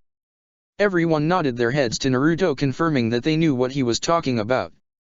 Sandaime started, yes indeed. I recall now that Minato did look into finding that kinjutsu to summon Chidori Megami once before some years ago, but was never able to find it either. After doing some research with Jiraiya on that specific seal on your palm Tsunade told us about, we learned some rather interesting things about it. That very seal on your palm is linked to Chidori Megami's sealing known as Dorino Surafun no Jutsu, which subjects the sealed into long-lasting servitude, entwining the soul of the sealed with the container's soul as a servant. In exchange for this kinjutsu's effects, the sealer pays the ultimate price by forfeiting him or herself to Chidori Megami to be permanently sealed away into the same container as well, causing the sealer to have their chakra, knowledge, wisdom, and his or her other attributes to be gradually absorbed by the container over the years. That's exactly what my father told me while I was in a coma, Naruto cut in. I met him in my subconscious mind after I fell into a coma 5 nights ago. He told me everything about himself and... Naruto now had tears falling down his face, finding it difficult to speak. Tsunade was about to comfort him when Naruto continued, my biological mother, Uzumaki Kushina. Tsunade felt a pang in her heart, as she now started having tears build up in her eyes before they descended down her face. She wanted to tell Naruto the truth, but was never able to move herself to do so, fearing what it would do to the mother and son bond she formed with him. Over the years she really started seeing herself as the boy's mother and him as her real son. She grew strongly attached to Naruto as loving mothers do with their sons. A few soft sobs escaped her throat as her head lowered. This of course didn't go unnoticed. Tsunade-sama, Shizune said consolingly. Tsunade looked at Naruto, making direct eye contact with him. She didn't know whether or not he was angry at her for not telling him the truth after all these years. She was afraid that he'd hate and resent her for it. Naruto, Tsunade cried. Don't cry mom, Naruto said softly with tears of his own still fall down his face. It surprised Tsunade that Naruto still called her mom, and needless to say she found much joy in that. Although my father told me everything about the kind of person my birth mother was, Naruto continued, that still doesn't change how I see you. I love you and you're still my mom and you love and take care of me just how my birth mother would have. Overcome with emotions, Tsunade ran and embraced Naruto affectionately as a couple more sobs escaped her throat. These sobs now were sobs of joy. My little Naru-chan, Tsunade said happily. Kmin, Naruto retorted, I'm not that little mom. Everyone laughed at the scene, even Tsunade as she wiped away her tears. Even still, Tsunade said with a smile and blush, you're still my Naru-chan. Sandaime smiled to himself. He was very happy for both Naruto and Tsunade, as was Shizune, Kakashi and Jiraiya. Naruto, after wiping away his tears, then said, my father was permanently sealed away into my stomach, and is gradually having his attributes infused into me. It sounds rather freaky and disturbing though. It's like I'm my own father. Everyone sensed the feeling of nausea that Naruto was feeling at that moment. It may sound that way, Sandaime retorted, however that's not the case. You won't turn into Namikaze Minato, Naruto. You'll just inherit your father's cage-level abilities and chakra as you grow up and mature, thus becoming a born Hokage, or Neo Yondaime Hokage as Jiraiya puts it. Naruto spoke, although my father was sealed into my belly however, Kyuubi no Kitsune.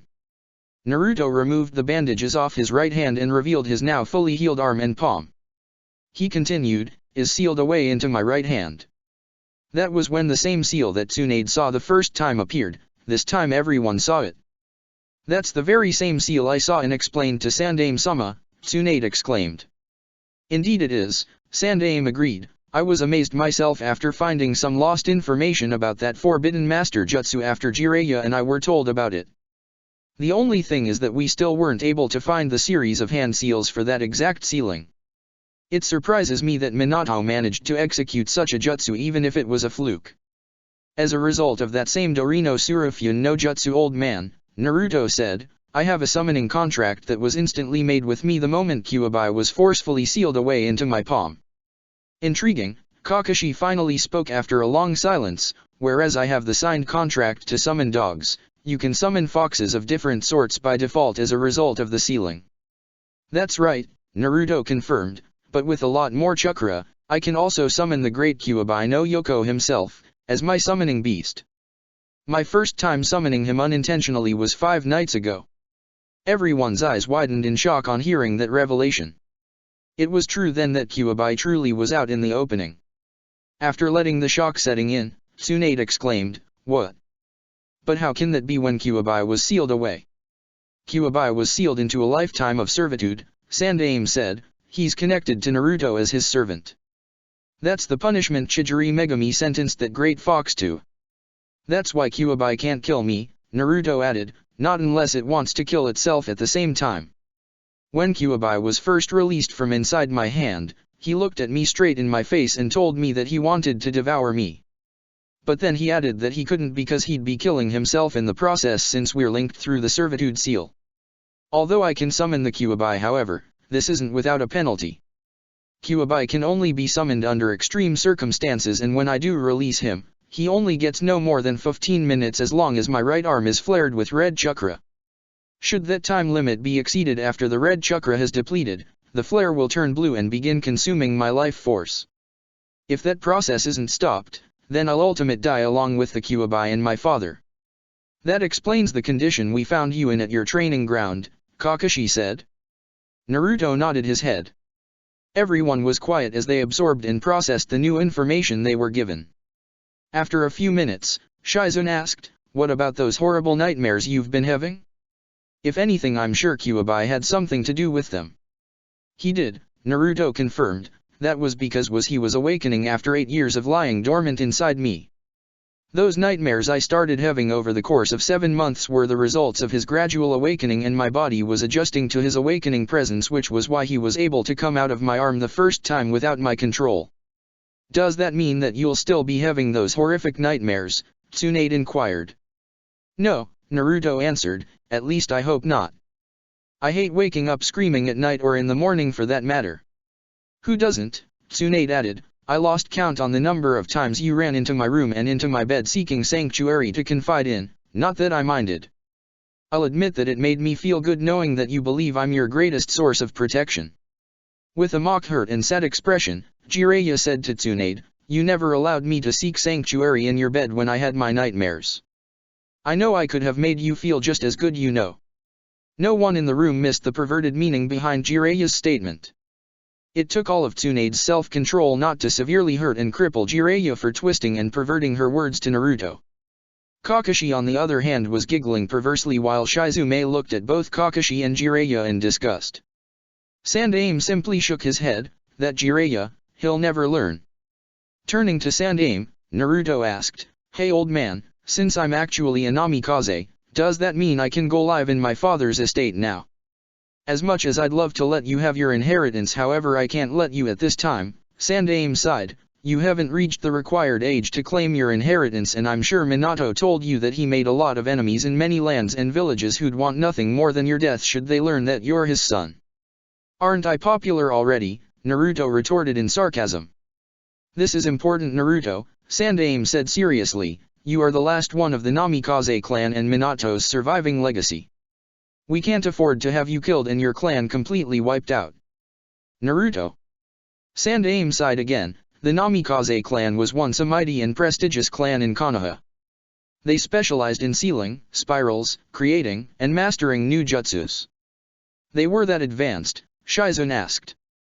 Sandaime nodded to her before returning his attention back to Naruto and continued, however, because of the war Konoha was in many years ago, the Namikaze clan was nearly obliterated since they all fought in that war, and the Namikaze clan had many enemy clans from other villages and nations that sought their destruction.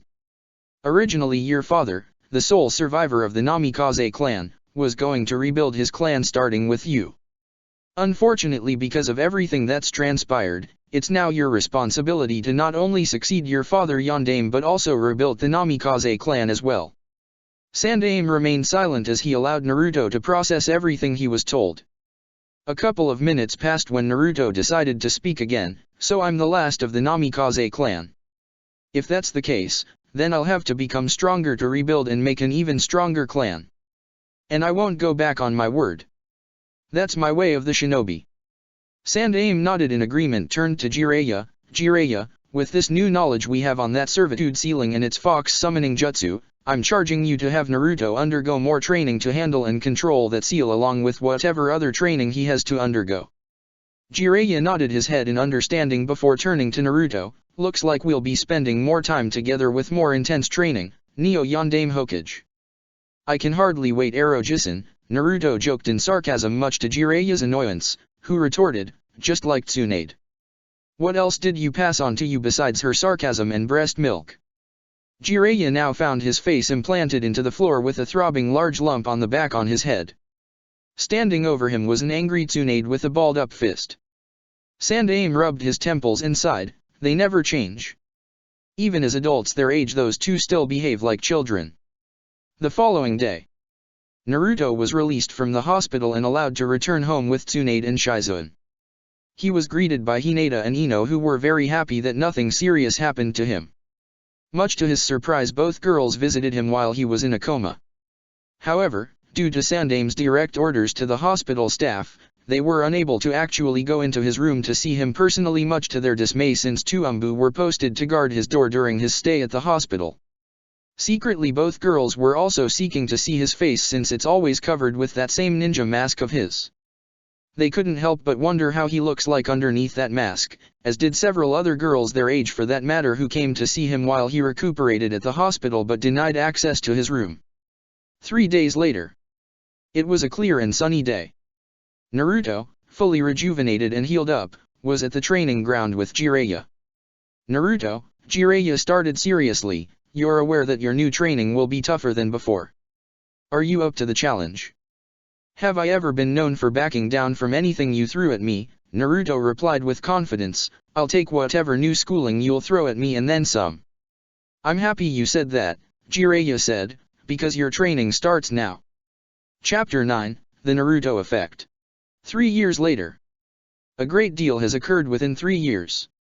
3 months after Naruto's, age 11, new training with Jiraiya, age 49, started, Hiruzen, in his 60s, did something that shocked all of Konoha. He stepped down and retired as Hokage once again after choosing the person who was to succeed both him and Yondaime as next Hokage. He and the council chose Jiraiya to be nominated for the job, however Jiraiya declined the offer, saying that it would cut into a great deal of his time for his research as well as his training Naruto. Hiruzen didn't need to be a professor to figure out what kind of research Jiraiya was talking about, since he himself read those books of his like many others. After careful consideration, he selected Tsunade, age 49, the Slug Sunin and his former student to be the next Hokage. To say that Tsunade was shocked at this would be an understatement. At first she was rather reluctant to take the job, with her reasoning being much different from Jiraiya's. She recalled what befell her grandfather and granduncle, Shadaime and Nidaime, who died young during their reign as Hokage. And there were her kid brother Kawaki and her lover Dan, both of whom sought to become Hokage, and they died young before they could live out that dream. Since then, she started believing that the Hokage job was shit and that only a fool would want to become Hokage. But after adopting Naruto as her new son, she gradually started seeing things differently.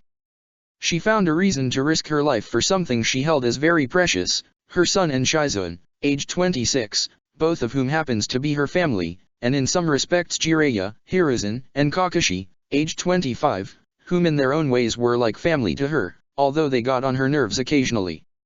She was stupefied that she out of all people was nominated to live out the role of Hokage.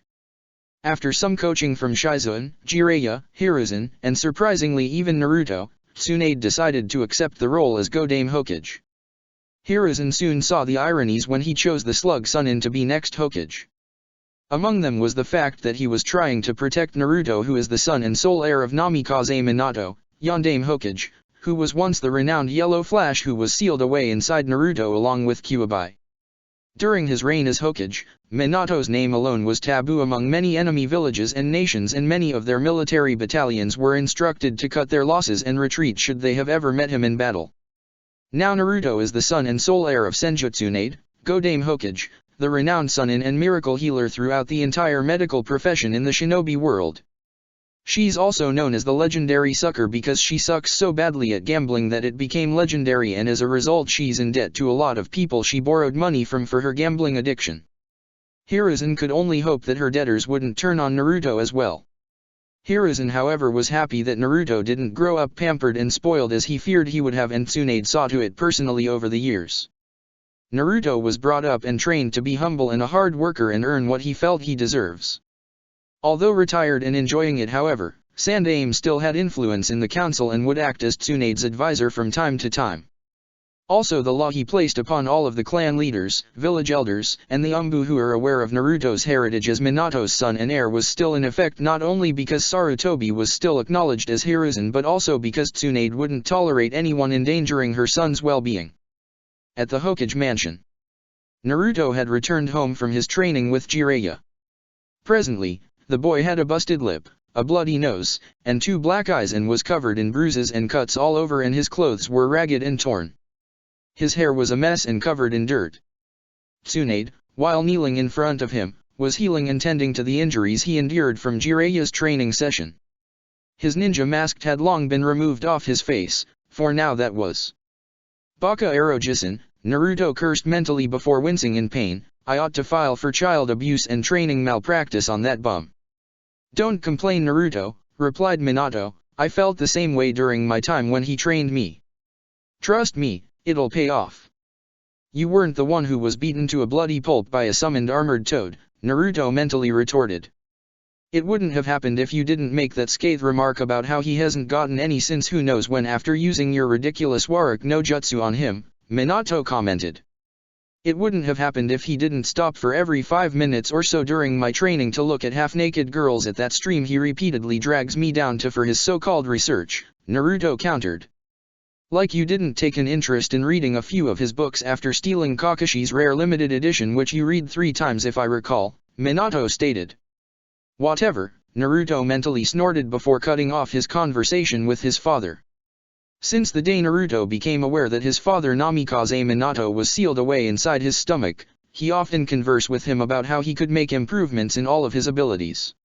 Oftentimes when Naruto seemingly trains alone at the training ground he'd go to with Jiraiya, Minato would coach and guide his progress, and once in a while when he's not too busy, Kakashi would stop by and hang with Naruto and spar with him on occasions. Sometimes Naruto would ask Minato questions about his life before he became Hokage. You really took a hard beating today, Naru-chan, Tsunade said. You're most fortunate to have been infused with my super strength, although more than half of it is still dormant. If you were anyone else, those injuries would have broken bones, damaged organs and blood vessels. That makes me feel a whole lot better, Naruto remarked in sarcasm. Tsunade ignored him as she continued healing him. Since her inauguration as Hokage, she left the matters of healings and other medical issues to Shizune and the other medic nins and would enter the medic scene during extreme circumstances. But since this was her son, she'd take care of the matter herself. Although a large portion of my chakra is still dormant inside you, Tsunade stated, we'll have to work on how we can help you tap into it and use it at will. We will, Naruto asked excitedly. Tsunade smiled, yes, however, as you train to awaken that sleeping chakra and use it to give you immense strength through near-perfect chakra control, you'll have to be very careful about how you use and apply that strength. It's not something to be taken lightly, as that strength is unquestionably deadly if not handled with caution. On the other hand, it can be a powerful asset against almost anyone and anything. What do you mean almost anyone? Naruto asked. Did you forget already who's bigger and far stronger than you, my little Naru-chan? Tsunade teased, earning a snort from her son. He retorted, I'm not little, and I'll surpass you in time. Tsunade stuck her tongue out at him playfully and said, we'll see about that. A while later she was done healing him completely. All done. Naruto flexed his muscles and sighed, that's so much better. That's good, Tsunade said, you'll have to be able to do this as a medic nin when I'm not around, especially if you're on the battlefield. Huh. Tsunade stood up and looked her son in the eye seriously.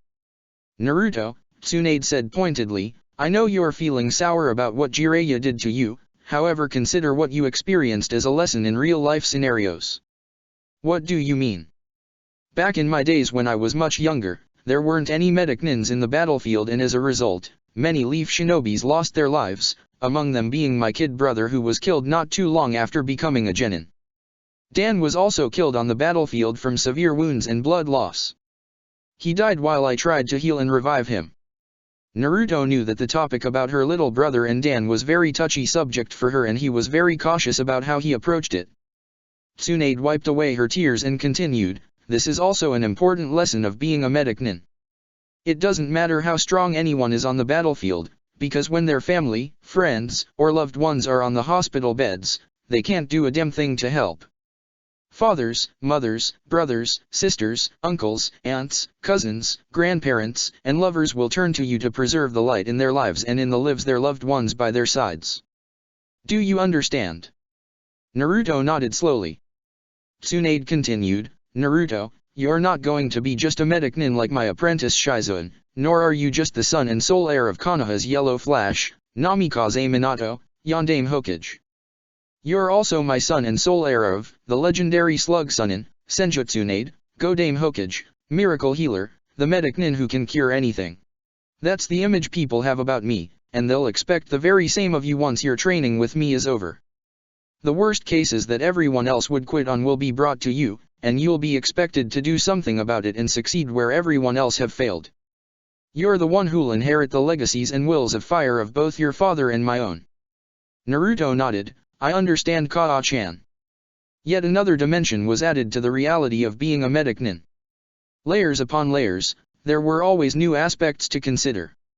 What's also true, Naruto continued with sincerity, is that not only will I be a great medic nin, I'm also going to be the next Hokage, and a great one like you, Mom, and like all the other Hokages before me. When my time comes, I will protect everyone I love and hold dear to me, and I will risk my life for this village that's been regarded as a treasure to all the Hokages. And I never go back on my word. That's my way of the shinobi. A moment later, and after deep consideration, Tsunade said, I have a gift for you, Naru-chan. Really? Naruto asked excitedly and happily, what is it? Tsunade removed the necklace off her from around her neck and placed it around Naruto's neck. Naruto was shocked by her gesture. But, he stuttered, this is the very necklace your grandfather gave you. I know, Tsunade said, and that crystal is one of 2 in the world that exist. You can buy mountains with that necklace alone. But keep in mind that with that necklace you carry the legacies of Shodaime and Nidaime, Nawake, Dan, and the rest of our family ancestors. It's something I want you to take with you on your path in becoming Hokage. Overcome with emotions, Naruto jumped and embraced Tsunade, happily, I love you, Kaa-chan. Tsunade smiled brightly as she embraced her son as well. I'm happy you appreciate your gift, Tsunade said before she placed a light kiss on her adopted son's forehead. Now let's start on your human anatomy studies. Yeah, Naruto agreed, and as the mother-son pair went on their way to the medical section of the mansion. And tomorrow you'll spend the day sparring with me, Tsunade added with a large smile. Naruto grimaced on the thought of sparring with his mother Tsunade. For what it's worth, he'd rather spar with Jiraiya, knowing that Tsunade's hits were far worse than his. Hey, Tsunade said, don't give me that look. I did say that we'd have to work on awakening that dormant strength of yours, didn't I? You did, Naruto whined, but you hit so hard. She grabbed Naruto before wrapping her arm around his neck and giving him a hard nudge. Kaa-chan, Naruto cried as he futilely struggled to break free, it's one thing to spar with your freakishly strong mother, but it's something else when she applies that strength for giving nudges. Tsunade laughed while watching her son's predicament. For the past couple of months, Tsunade got into the habit of giving Naruto playful nudges. 2 weeks later, Naruto was sleeping at his desk at the academy again. This time he looked completely drained and exhausted. He spent all night studying his mother's medical scrolls and practicing his healing and medic jutsus, and 3 days earlier he trained with Jiraiya on controlling his new seal and fox summoning. Naruto was sitting/sleeping between Ino and Hinata. Both girls took pity on Naruto seeing the state he was in. Hinata saw the look in Ino's face and knew what she had in mind. Both girls were tempted to see how he looked like underneath that ninja mask he wore. Hinata blushed at the thought but was too timid to pull it off. Ino, being the more abrasive type, moved closer to grab and pull the mask down when Naruto immediately jumped from his seat and stood in attention. Everyone else laughed at the scene while Ino mentally cursed and yelled at Iruka for ruining her chance to see the blonde's face. "Yes, Iruka-sensei," Naruto said. Iruka, annoyed at Naruto's sleeping habits, stated, "Do you find our discussion on the 5 Hokages boring enough to put you to sleep? When your Kaa-chan is the granddaughter and grandniece of Shadame and Nidame who taught Sandame, who taught my Kaa-chan and chose her as Godame after the death of Yondaime who was trained by Jiraiya-sama, another student of Sandame, what more can you teach me about them that my Kaa-chan hasn't already taught me?" Iruka's right eye twitched from Naruto's sense of reasoning yet well-worded explanation. The fact that annoyed Iruka further was that Naruto was right. Ino and other girls chuckled from his explanation. "He's so smart," a couple of the girls thought as they looked at him dreamily. "Well, Naruto," Iruka said, "since it's your family we're talking about, it should hold your attention to say the least since they were the ones who built Konohagakure no Sato and contributed greatly to the medical fields and this village's history." "I'm sorry," Naruto replied, "no disrespect to you or to my family ancestors, but I spent all last night and days prior studying and practicing with little sleep. But if you need my participation, then I'll add my 2 cents into the conversation." "That's good to hear," Iruka said, although concerned about Naruto with regards to what he said earlier. "We were just going to talk about Yondaime Hokage." "Now that I can do," Minato stated. "I'm sure you can," Naruto remarked, "you're the subject at hand anyway, father." "I'd like to say some things about Yondaime," Naruto said as he moved and went to the front of the class. Iruka stepped aside and gave Naruto the spotlight. "Okay Naruto," Iruka stated, "what would you like to say about Yondaime Hokage?" Looking at the class, Naruto started. Yondaime Hokage, whose real name is Namikaze Minato, started off like all of us here. Like some of us, he had no inborn skills or bloodline limit that we know of. After becoming a genin, he became a student to Jiraiya the legendary Toad Sunin along with 2 other genins. Under Jiraiya's tutelage, he gradually started making new advancements. Naruto continued his discussion while holding everyone's attention, including Iruka's. The class were amazed at how much he knew about Yondaime in such details. The girls just looked at him dreamily, like how they would do with Sasuke. "You'd think Naruto lives with the man," Kiba whispered to Shikamaru, who replied, "How troublesome." "HN," snorted Sasuke in boredom with his arms crossed. Naruto continued, years later, Minato became the teacher to 3 genins, these being Heitake Kakashi Aizen, Rin, and Uchiha Obito. Sometime later though, Obito was killed and Rin left Konoha with no one knowing anything about her whereabouts or what became of her. In all accounts, she's possibly dead. In spite of all this, Kakashi Aizen stayed loyal to Minato and in time became an Umbu around the time Minato became the new Hokage. Before and during his reign as Hokage, Minato became renowned by many as Konoha's Yellow Flash because of a powerful jutsu he created that made him capable of moving like the speed of light, so fast that all you see is a yellow flash of light. He became a mighty force to be reckoned with and feared by many. Minato's name alone was taboo among many enemy villages and nations. Many of their military armies were warned to cut their losses and retreat should they have ever meet him in battle. Minato later married a most skilled, talented, and beautiful kunoichi named Kushina, who was from the former Uzumaki no Kuni, Whirlpool country. Yondaime was said to have been the greatest of all the Hokages. That was until Kyuubi no Kitsune came along and attacked Konoha. This gigantic great fox was unlike any other tailed beast. When his 9 tails were swung, they could destroy a mountain and cause of tsunami. Konoha sent their best shinobi forces to battle the Great Fox, but they failed to defeat it and many were killed. Things seemed hopeless. That was until Yondaime, the village's champion, appeared to do battle with Kyuubi. His presence was a sight for sore eyes to everyone there. What they didn't know, however, was that Minato was planning on sacrificing himself to save this village and everyone he viewed as precious with the use of a powerful and most forbidden jutsu. After his battle, both Kyuubi and Yondaime vanished without a trace. His pregnant wife died with the child during the attack. Minato defeated Kyuubi, however a heavy price was paid for it. Since the loss of Yondaime, Sandaime resumed the role as Hokage until my mother, Senjutsunade, the legendary Slug Sunin, was chosen to become the Yondaime Hokage.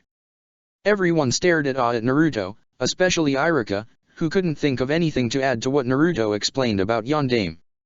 Naruto said a lot more than what I would have said, Iruka acknowledged while looking at Naruto in astonishment. A few of the guys looked at Naruto jealously, thinking that they could have done better, while some of the girls were thinking how smart and handsome he was. "Thank you, Naruto," Iruka complimented, reclaiming control of the class again. "That was a most impressive and detailed explanation you gave about Yondaime Hokage. You really do your studies, I must admit." "I have to," Naruto remarked as he started walking back to his desk, "because Yondaime is the Hokage I plan to surpass." That statement caught everyone's immediate attention, as everyone turned and looked at Naruto as if he was joking. "You," Sasuke mocked, causing Naruto to stop where he was and look straight at him. "Of all people intend to surpass Yondaime Hokage, the man who's said to have been the greatest shinobi and Hokage that ever lived?" "That's right," Naruto replied with unshaken conviction. Sasuke snorted, "And what do you intend to surpass him in, Dobe?" "In just about everything," Naruto answered with a large smile underneath his mask before enthusiastically adding, "because I'm going to push myself to work harder to become the future Hokage of this village someday." After saying that, he continued on his way back to his seat with everyone was still staring at him in disbelief. Everyone at that moment saw Naruto in a whole new light. "Naruto has quite an ambition," one of the girls whispered to another who nodded in agreement. "True, but do you think he can pull such a feat off?" "How troublesome," Shikamaru retorted. In spite of Naruto's attempts in being friends with him, Sasuke still looked at him as his rival and hindrance in getting stronger in order to kill his brother Itachi. Sasuke had no interest in making friends or having a girlfriend. After his encounter with Itachi the night of the massacre, Sasuke's prime focus was to become stronger and advance to higher levels in order to be able to fight and kill Itachi and rebuild his clan. Sakura, one of Sasuke's biggest fangirls, found it charming that there's someone else besides her that studies hard almost all the time. She, like so many other girls, tried to get Sasuke's attention repeatedly only to be shot down coldly again and again. Though Naruto himself also had fangirls like Sasuke, however, he wasn't cold or harsh towards them, although he'd often run from them. Secretly though, Sakura wished that Sasuke was Naruto and Naruto was Sasuke. Shino, although indifferent, was aware of Naruto's intelligence and sense of logic. However, he was intrigued at how Naruto's status from being the son of a Sunin to the son of a Hokage didn't go to his head like it would have done to so many others their age. Naruto, however, was still a prankster and a clever one at that, Shino acknowledged. Although Shino never came out and admitted it, he appreciated that Naruto didn't find him or his family creepy for their use and connections to insects and Kikai bugs, and that he was in fact amazed by it, and for that Shino respected Naruto. Chuji liked how Naruto would hang out with him, Shikamaru and Kiba, and not act so fully of himself. Chuji also liked that fact that Naruto never called him fat or teased him like others have in the past. To Chuji, Naruto was really one of the guys. Kiba, who started disliking Naruto at first, in time took a liking to him, seeing how he has a thing for canines like his family. But after training with summoned foxes, how would a person not take a liking to dogs? Also, Kiba's white dog Akamaru also took a liking to Naruto. Shikamaru, although lazy and non-enthusiastic, respected Naruto, especially since Naruto never blew his spot for sleeping in class repetitiously. However, he found Naruto getting himself in trouble for his pranks and other antics to be rather troublesome. Ino found Naruto to be a mystery. She sensed that theirs was more to Naruto than meets the eyes and more than he let on. He was too intelligent and sophisticated for his age, especially as a strategic prankster and escape artist among the Chiyunins and Jounins. Over the years, her father, Inoichi, have been pushing her to get to know Naruto for reasons she couldn't quite understand. At first, she figured that it was because he was the son of a Sunin, but after spending time around him, she saw that he was a puzzle she wanted to solve, and solve it she set herself on doing, one way or another. She did have a crush on Sasuke for a time, but was eventually turned off by his unchanged harsh and cold demeanor, especially since her father didn't like the idea of her fawning over Sasuke like his other fangirls. Ino saw how Naruto and Sasuke were total opposites of each other. One would have thought that Naruto would have been the arrogant and cold type because of his status in Konoha, whereas Sasuke would have thought to have been the open and humble type, especially after what happened to his clan a few years ago. But it was quite the opposite in fact, which attracted Ino more towards Naruto. A couple of times, Inoichi invited Naruto over to their house. Oftentimes though, Inoichi would try to fix it in a way that Naruto would be around his daughter for the majority of the time. His wife caught on to this. However, the thought of her daughter being matched with the son of a Hokage was most appealing, so she did nothing to hinder what her husband was trying to do. Instead, she encouraged it. Hinata appreciated how Naruto treated her since the time they became friends. Over the years, he'd spar and practice with her and help point out and correct her mistakes. He didn't look and treat her like she was weak or a disgrace like her family had. In time, she slowly started stuttering less and improved in her skills and speech. Naruto even allowed himself to be used as practice for her Byakugan. On several occasions though, Hinata suffered from nosebleeds for seeing more than she should have. Naruto however didn't know whether or not it was intentional, but he'd tease her about it by asking her if she liked what she saw, only to cause her to blush even redder before fainting from the thought alone. Hinata however, was surprised that she never tried to see through his ninja mask using her bloodline limit, and whenever she thought about doing it, she'd be too shy to actually execute it. Her father Hayashi was impressed and pleased with Hinata's progress and surprising improvements. He was no fool though, he knew that Naruto had something to do with it, and as a result, he encouraged Hinata to associate more with Naruto and try to get to know him on deeper levels.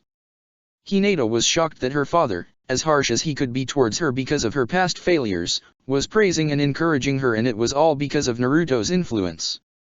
Eagerly seeking to heed her father's encouragement, Hinata sought to get to know her major crush even more. Hayashi had even invited Naruto over on several occasions and allowed him to socialize and train with his daughter. Sometimes, Hanabi, age 6, would eavesdrop on them to see what was going on. She didn't know what her father saw in Naruto, besides some weird kid who wore that same ninja mask all the time and seemingly never takes it off. The following day, Naruto and all of the other students were all outside at the practice area.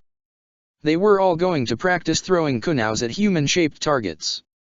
Some of the students had better time aiming and throwing the kunais than many of the others. When it came time for Sasuke to throw his kunais, he threw them with time precision accuracy. The girls marveled at how efficient Sasaki was at throwing his kunai right on the bullseye. Naruto stood there quietly as he waited patiently for his own turn while bored out of his mind. Even Ero-Jisen's training was more fun than this, Naruto thought. Pity that no one knows I'm secretly training with him. Or with me for that matter also, Naruto, Minato added, and Tsunade-sama. True, Naruto thought. Naruto, you're up, Iruka announced. Naruto raised his head as he went over to his wooden human target stand. Good luck, Dobe, Sasuke mocked. Naruto ignored him and picked up his kunais. Standing a long distance from the target, Naruto ran back and forth from left to right as he aimed and launched his 3 kunais at intended areas of the target before throwing the last one straight into the bullseye. Sasuke smirked and stated, I made all 4 bullseyes and you only made 1. If you were as smart as everyone thinks you are, you'd have stood still and threw your kunais at the target like everyone else.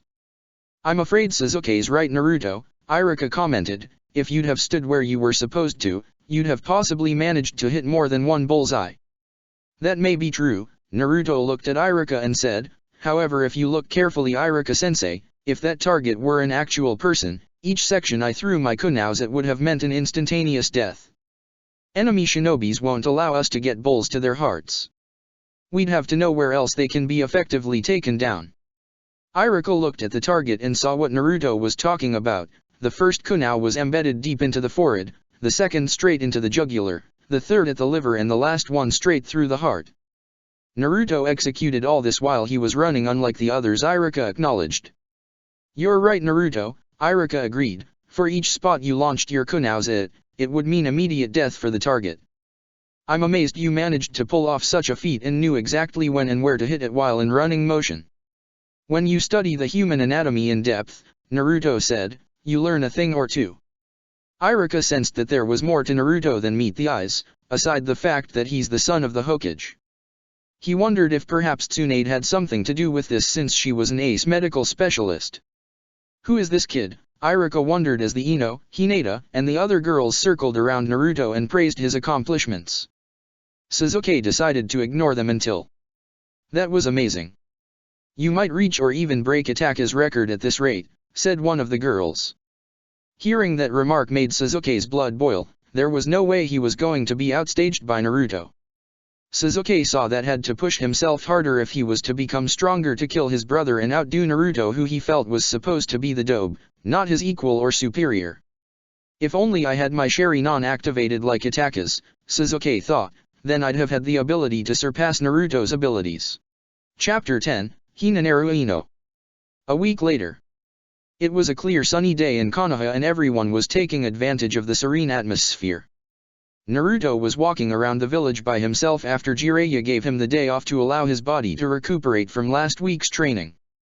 Naruto figured that it was just an excuse for him to go about doing his research for his Ika Ika Paradise series. He thought about going to visit Sandaime, but then he remembered that Sandaime went out on a vacation trip with his grandson Kano Amaru, age 6, and won't be back for another 3 days. Tsunade was going to be busy all day at the office, something about diplomats from other villages coming to discuss some trading negotiations.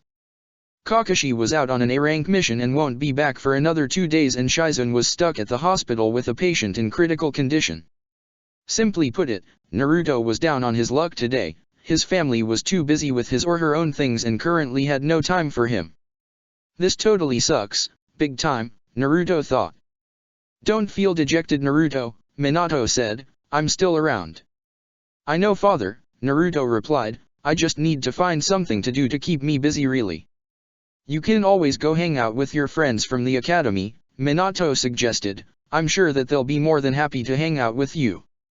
True, Naruto replied, but many of them are busy today, and the all-omnipotent Sasuke is still with the I must become stronger than you Naruto complex. Then why not invite those 2 girls to hang out with you, Minato said. If anything, Hinata and Ino would more than likely drop whatever it is they're doing in a heartbeat to hang out with you. And I know their fathers would definitely let them without any argument, since both Hayashi and Inoichi know I'm your father. If I didn't not any better father, I'd say you were trying to play matchmaker here, Naruto replied with a grin on his face, not that I'm complaining. What girl in Konoha wouldn't want to date the son of great Yondaime Hokage? Naruto heard Minato chuckling in his mind. Don't get full of yourself, my boy, Minato advised, though I may be revered as one of the greatest shinobis. However, when it came to courting your birth mother, I turned into a total idiot and she'd scold me for my love for ramen. She used to say that I love ramen more than how I loved her.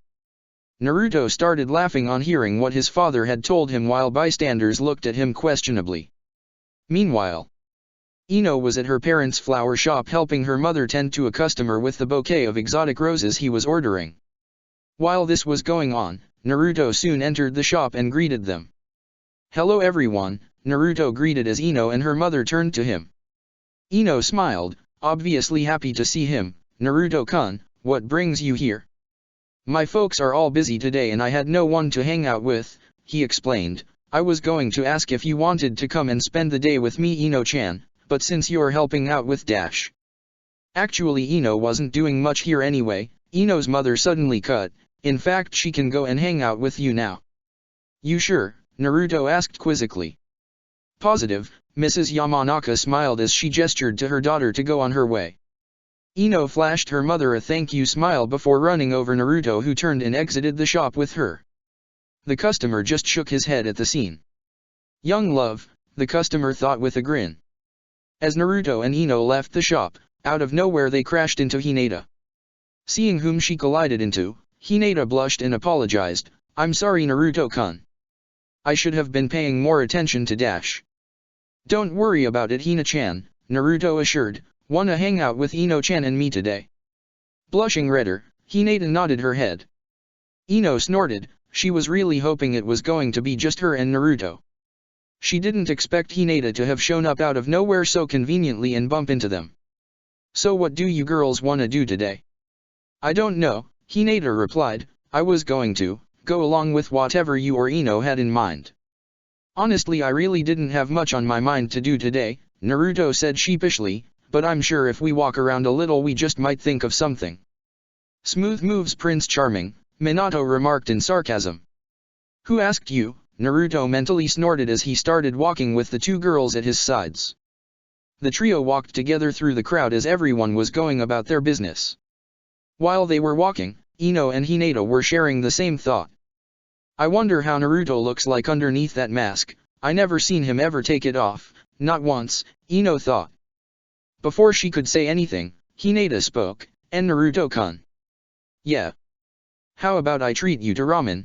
Hinata offered with a sense of innocence, "I'll get you whatever kind you like." "Yeah," Naruto yelled excitedly, "let's go." Naruto hurried to Ichiraku with Ino and Hinata almost being dragged along with him. Ino wondered why on earth Hinata would treat Naruto to that stuff although knowing just how much he loves that stuff. That was when a revelation dawned on her as to why Hinata was treating him to ramen. A smile formed on Ino's face. "Hinata, that was brilliant," Inner Ino yelled happily, "I can't believe how cunning you can be. If Naruto is to eat, he'll definitely have to remove his mask. It's completely simple and perfect." It wasn't long before they reached their destination. The trio sat down together at the bar. Tuka greeted them. "Hello you three," Tuka greeted, "What'll you three have?" "Oh," Hinata said, "it's not for me or Ino. We're treating Naruto-kun." "Really?" Tuki replied in somewhat disbelief before turning to Naruto, "You're a very lucky kid, Naruto. I didn't have that privilege back in my days." Teasingly, "You must have made quite an impression on these two ladies if they're treating you and not the other way around." "Tukiji-san," Naruto retorted with a blush burned on his cheeks, but was only partially seen from above the mask, "just make one of my favorites." "What are you talking about?" "They're all your favorites," Tuka teased again before making Naruto his bowl. "Why aren't you two eating?" Naruto asked. "I'm not hungry really," Hinata replied with the same sense of innocence. "Me too," Ino said. Naruto eyed the both of them. The girls were acting like they had nothing to hide. He wondered what it was they were up to. Several minutes later, Ayam, age 15, came in and greeted, "Naruto-kun, I'm happy to see you again." "The feeling's mutual," Naruto greeted back, "and how are you?" "I'm okay," Ayam said before asking teasingly, "Who are your girlfriends?" Naruto and both Ino and Hinata both blushed heavily on hearing that, although Hinata blushed a shade of red neither Naruto nor Ino could possibly match against. Hinata almost fainted from the comment alone had she not remembered that she'd have fallen off her stool if she did. Ino on the other hand thought she could get used to being called Naruto's girlfriend. To my right is Hyuga Hinata and next to her is Yamanaka Ino. They're my classmates from the academy. Ino and Hinata, Ayam greeted, "It's a pleasure to see you too. Naruto is our best and favorite customer here so you both better treat him right." "Okay." Ayam winked at the masked blonde. Naruto sweated dropped. It was as though it was an all-for-one teasing day on Naruto, he thought. Soon Tuka came with Naruto's bowl of beef ramen. "Here you go Naruto," Tuka said as he handed him his bowl and chopsticks. "Thanks," Naruto replied happily as he inhaled the steam from the bowl with the chopsticks in his hand. Ino and Hinata looked on at him quietly. Naruto looked at his bowl while feeling two pair of eyes staring right him. Turning to the two girls, he asked, "Why are you two staring at me?" "We're not staring," Ino replied, "just waiting for you. That's all."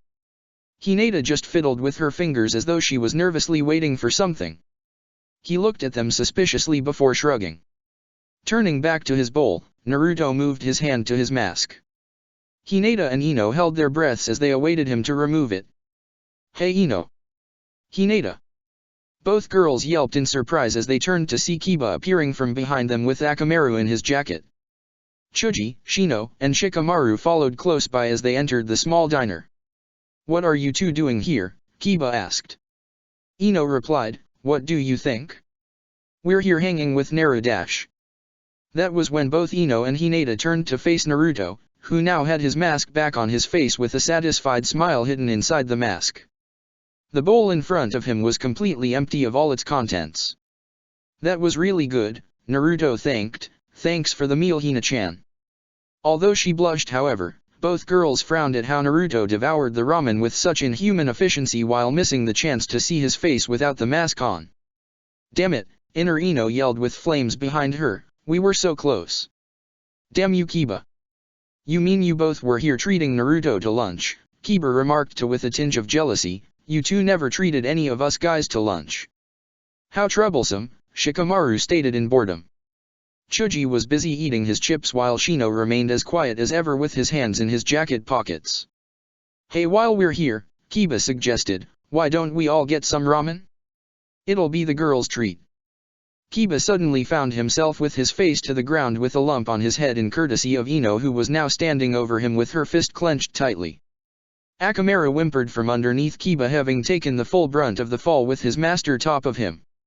Ino turned and grabbed Naruto's hand and dragged him out of the diner. "Let's go." Hinata paid for the food before she got up and apologized for Ino's actions and bowed to her friends before following Ino and Naruto, the lavender-haired girl, that her plan ended in failure. Chuji and Shino helped Kiba off the floor. "That Ino," Shikamaru mumbled, "she's so troublesome." Meanwhile, Ino was still holding Naruto's hand as she was taking him to practically nowhere. "Exactly where are we going?" Naruto asked after a period of silence. "Anywhere as long as we don't have to deal with boys looking for free meals at our expense," Ino retorted, ironic really since it was Hinata who treated Naruto to lunch with the intent on seeing his face, which Ino figured out. "You can let go of my hand now, Ino," Naruto said. "I think it's safe to say that we're in the clear now." Realizing that she was still holding Naruto's hand, Ino reluctantly released it, with a small blush on her cheeks. "Sorry," Ino said, "I forgot myself there for a minute." "That's an understatement," Minato commented. Naruto simply agreed but grinned underneath the mask. "I know where we can go. Follow me." The two girls nodded their head and followed Naruto to where he was going as he started running through the streets.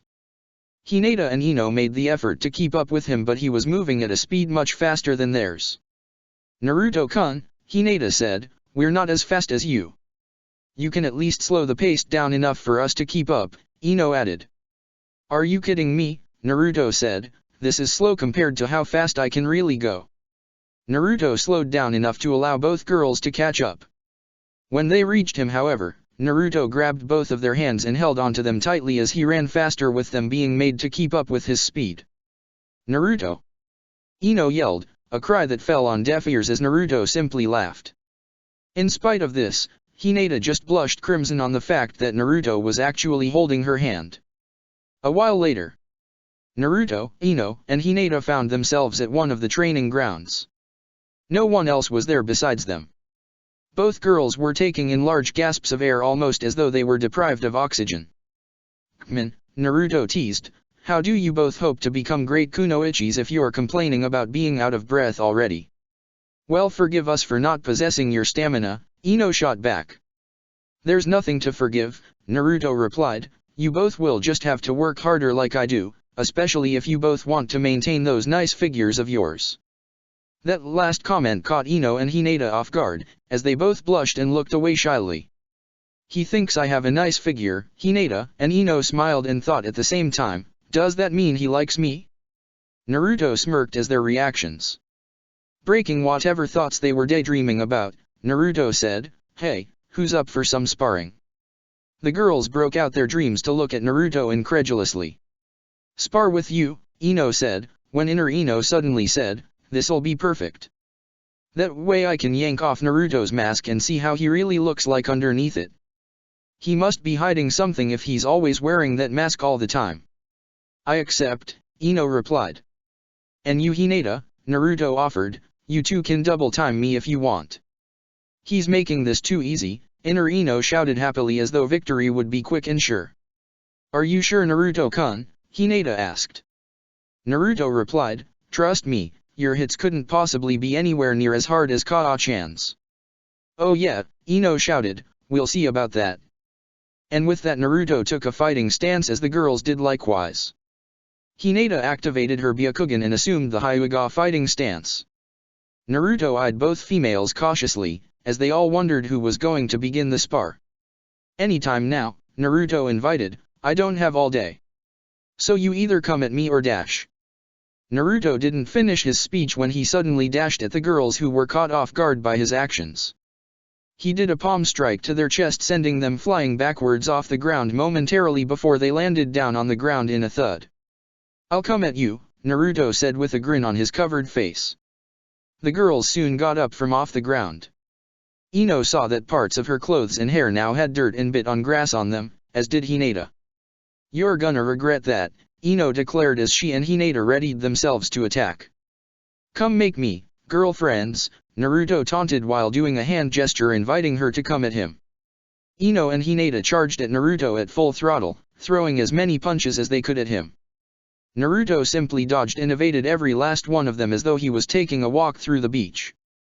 During this process, Ino made several attempts to grab and pull off his mask, but he was too fast for her to make contact. He jumped away from them, but Hinata followed in hot pursuit. Stopping, Naruto charged at Hinata and threw fast punches, kicks, and palm strikes at her. Hinata dodged, blocked, ducked and evaded his attacks as they came, and she threw punches and kicks of her own. Ino soon came and rejoined Hinata in battling with Naruto. If one was looking carefully, you think Naruto was dancing ballet with both girls at the same time, seeing how fluid and swift his movements were. Naruto soon started moving faster, making it harder for Ino and Hinata to keep up. Sudden as Ino and Hinata charged as him, he dashed past them at a speed their eyes couldn't see. Seconds later, they found themselves falling to the ground flat on their faces. When they tried to get back up, however, to their horror they saw that their legs didn't work anymore. My legs, Ino cried as she tried to push herself off the ground, I can't feel my legs. Hinata was in shock at what just befell them. Did Naruto cripple them, she wondered? It was supposed to be a friendly sparring match. Naruto walked over to them and with his index finger, he hit a certain section on their backs. When that was done, he stood in front of them with a grin on his masked face. Ino-chan, Hina-chan.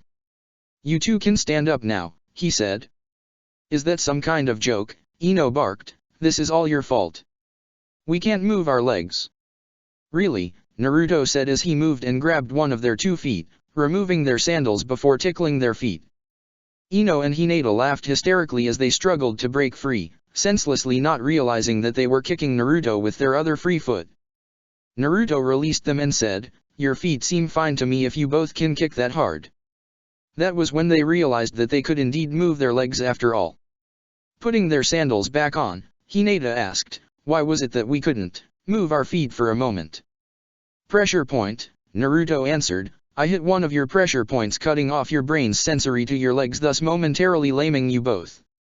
After I unlocked it when I hit your backs a second time, were you two able to stand and walk again? And for the record, during our match, I could have done that the entire time. Ino and Hinata were left speechless. Exactly how advanced a fighter and shinobi was Naruto if he was capable of something like this? This only served to induce Ino and Hinata to learn more the blonde braided ponytail shinobi. Well, I had fun, Naruto smiled, thank you Hina-chan and Ino-chan for showing me a good time. How about I drop you both home? Naruto-kun, Ino said. Yeah. Hinata and I have been meaning to ask you this, what's with that mask you wear all the time? Do you have something to hide, or do having some kind of disfiguration you don't want people to see? You two wanna see what's under my mask, Naruto said, if that's the case, all you had to do was just ask. Hinata and Ino looked at him stupefied, as though they were thrown into a loop. That's it, Inner Ino exclaimed, that was all we had to do. You two wanna see underneath this mask? The 2 females nodded eagerly. Alright then, Naruto sighed as he moved his hand to his mask. Ino and Hinata pictured several variations of how Naruto would look like based on their own ideas of what makes a guy look really cute. Upon reaching his mask, Naruto pulled it down to reveal another mask. Ino shouted in disbelief before her and Hinata went into a daze and fell backwards. Naruto chuckled to himself as he went over and picked up both girls, carrying each of them over his shoulders as he walked off with them back to the village. Too bad they didn't ask to see underneath the second mask, Naruto thought with a smile. They'd have seen my face that time. Oh well. An hour later. Naruto was standing on top of the roof of one of the buildings. Both girls were still knocked out. He gently set Hinata and Ino down before picked Ino up again, carrying her bridal style this time as he made his way to her house. After dropping her off to her father Inoichi and explaining what happened, Inoichi took and carried his daughter to her bedroom after giving his goodbyes to Naruto.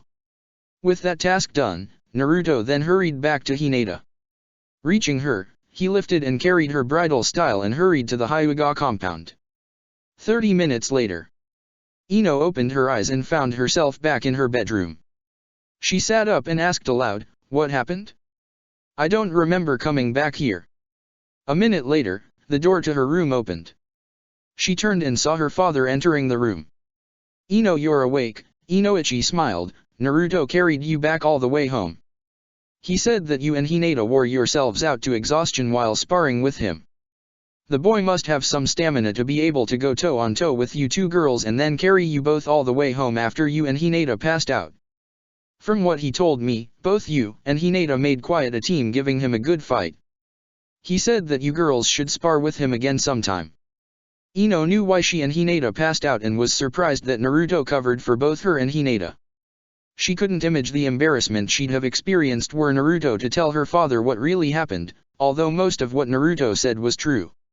For Inoichi, his only regret was that he didn't have his camera with him upon seeing his sleeping daughter being carried home by Naruto. He'd have never let her hear the end of it. Meanwhile, Hinata had already woke in her room, surprise in her expression. She wondered how she got back as she got up and left the room only to see Niji, age 12, making his way toward her room. "Hinata-sama," Niji greeted with a cold demeanor. Hinata partially fidgeted, but not like she used to. "Niji Naizen," Hinata replied back. "You finally woke up," Niji said. "Naruto-sama carried you back here." "He did?" she asked with a reddened face that held a small smile of joy. "He carried me all the way back here." "Yes, and he dropped off Ino as well. He explained to Hayashi-sama that you and Ino were sparring with him until you and Ino wore yourselves out to the point that you both passed out. Hayashi-sama was most pleased with the details Naruto provided him with about your style of fighting." Hinata was in her own world now. Not only did Naruto carry her all the way home, but he put a good word in with her father. Had Naruto told Hayashi as to why she really passed out, she could only wonder how her father would have reacted. Still, she knew she gave Naruto a good spar, as she usually tries to do whenever they spar together. "I'll be on my way now," Niji said with same demeanor as he turned and walked off, not giving her a second look. Niji couldn't believe how Hinata had improved from the way he remembered her to be. Still, Niji believed that fate can't be changed, and that Hinata, in spite of her evident improvements, won't change at all. Elsewhere, Sasuke was walking through town with Sakura following close by. He sighed to himself that Sakura wouldn't leave him alone for once. As this was going on, they soon saw Naruto walking towards them from the opposite direction. "Hey Sakura." "Sasuke," Naruto greeted. "Hey Naruto," Sakura greeted back. "Where are you coming from?" "Just came from dropping Ino and Hinata off at their homes after spending the day sparring with them," Naruto answered. "Those two were relentless." Sasuke snorted. "At least those two girls know how to spend their time, rather than wasting it being flirts like some annoying pink-haired fangirl I know of." Sakura made a mental note to get all of the details from Ino about what happened. It was definitely something she had to get the latest info on. "Well, I have to be going," Naruto said. "Kaa-chan and Shizune Nichan said they'll be home around this time. See ya." With that, Naruto continued on his way home, leaving Sasuke and Sakura. "So Sasuke-kun," Sakura said, "you wanna spar with me sometime?" "No," was all Sasuke said coldly as he started walking off, leaving Sakura behind. Dejected, Sakura's head slumped as she wondered why Sasuke was always so cold towards her. "I sometimes wish Sasuke-kun could be more like Naruto," Sakura thought. All the while, Two figures with ceremonial bamboo hats wearing dark black robes with red clouds drawn around their robes were standing on the roof looking down at Naruto as he happily made his way back home at the Hokage mansion. "So that little blonde kid is the one?" asked the taller shark-faced figure with a large bandaged sword carried on his back. "Yes," replied his partner with his fully developed Sharingan activated, looking at Naruto with narrow eyes. "He's the one our organization wants us to bring back. But we'll wait a while longer." The shark man simply nodded before they vanished from the roof. Check the description for the links to the author.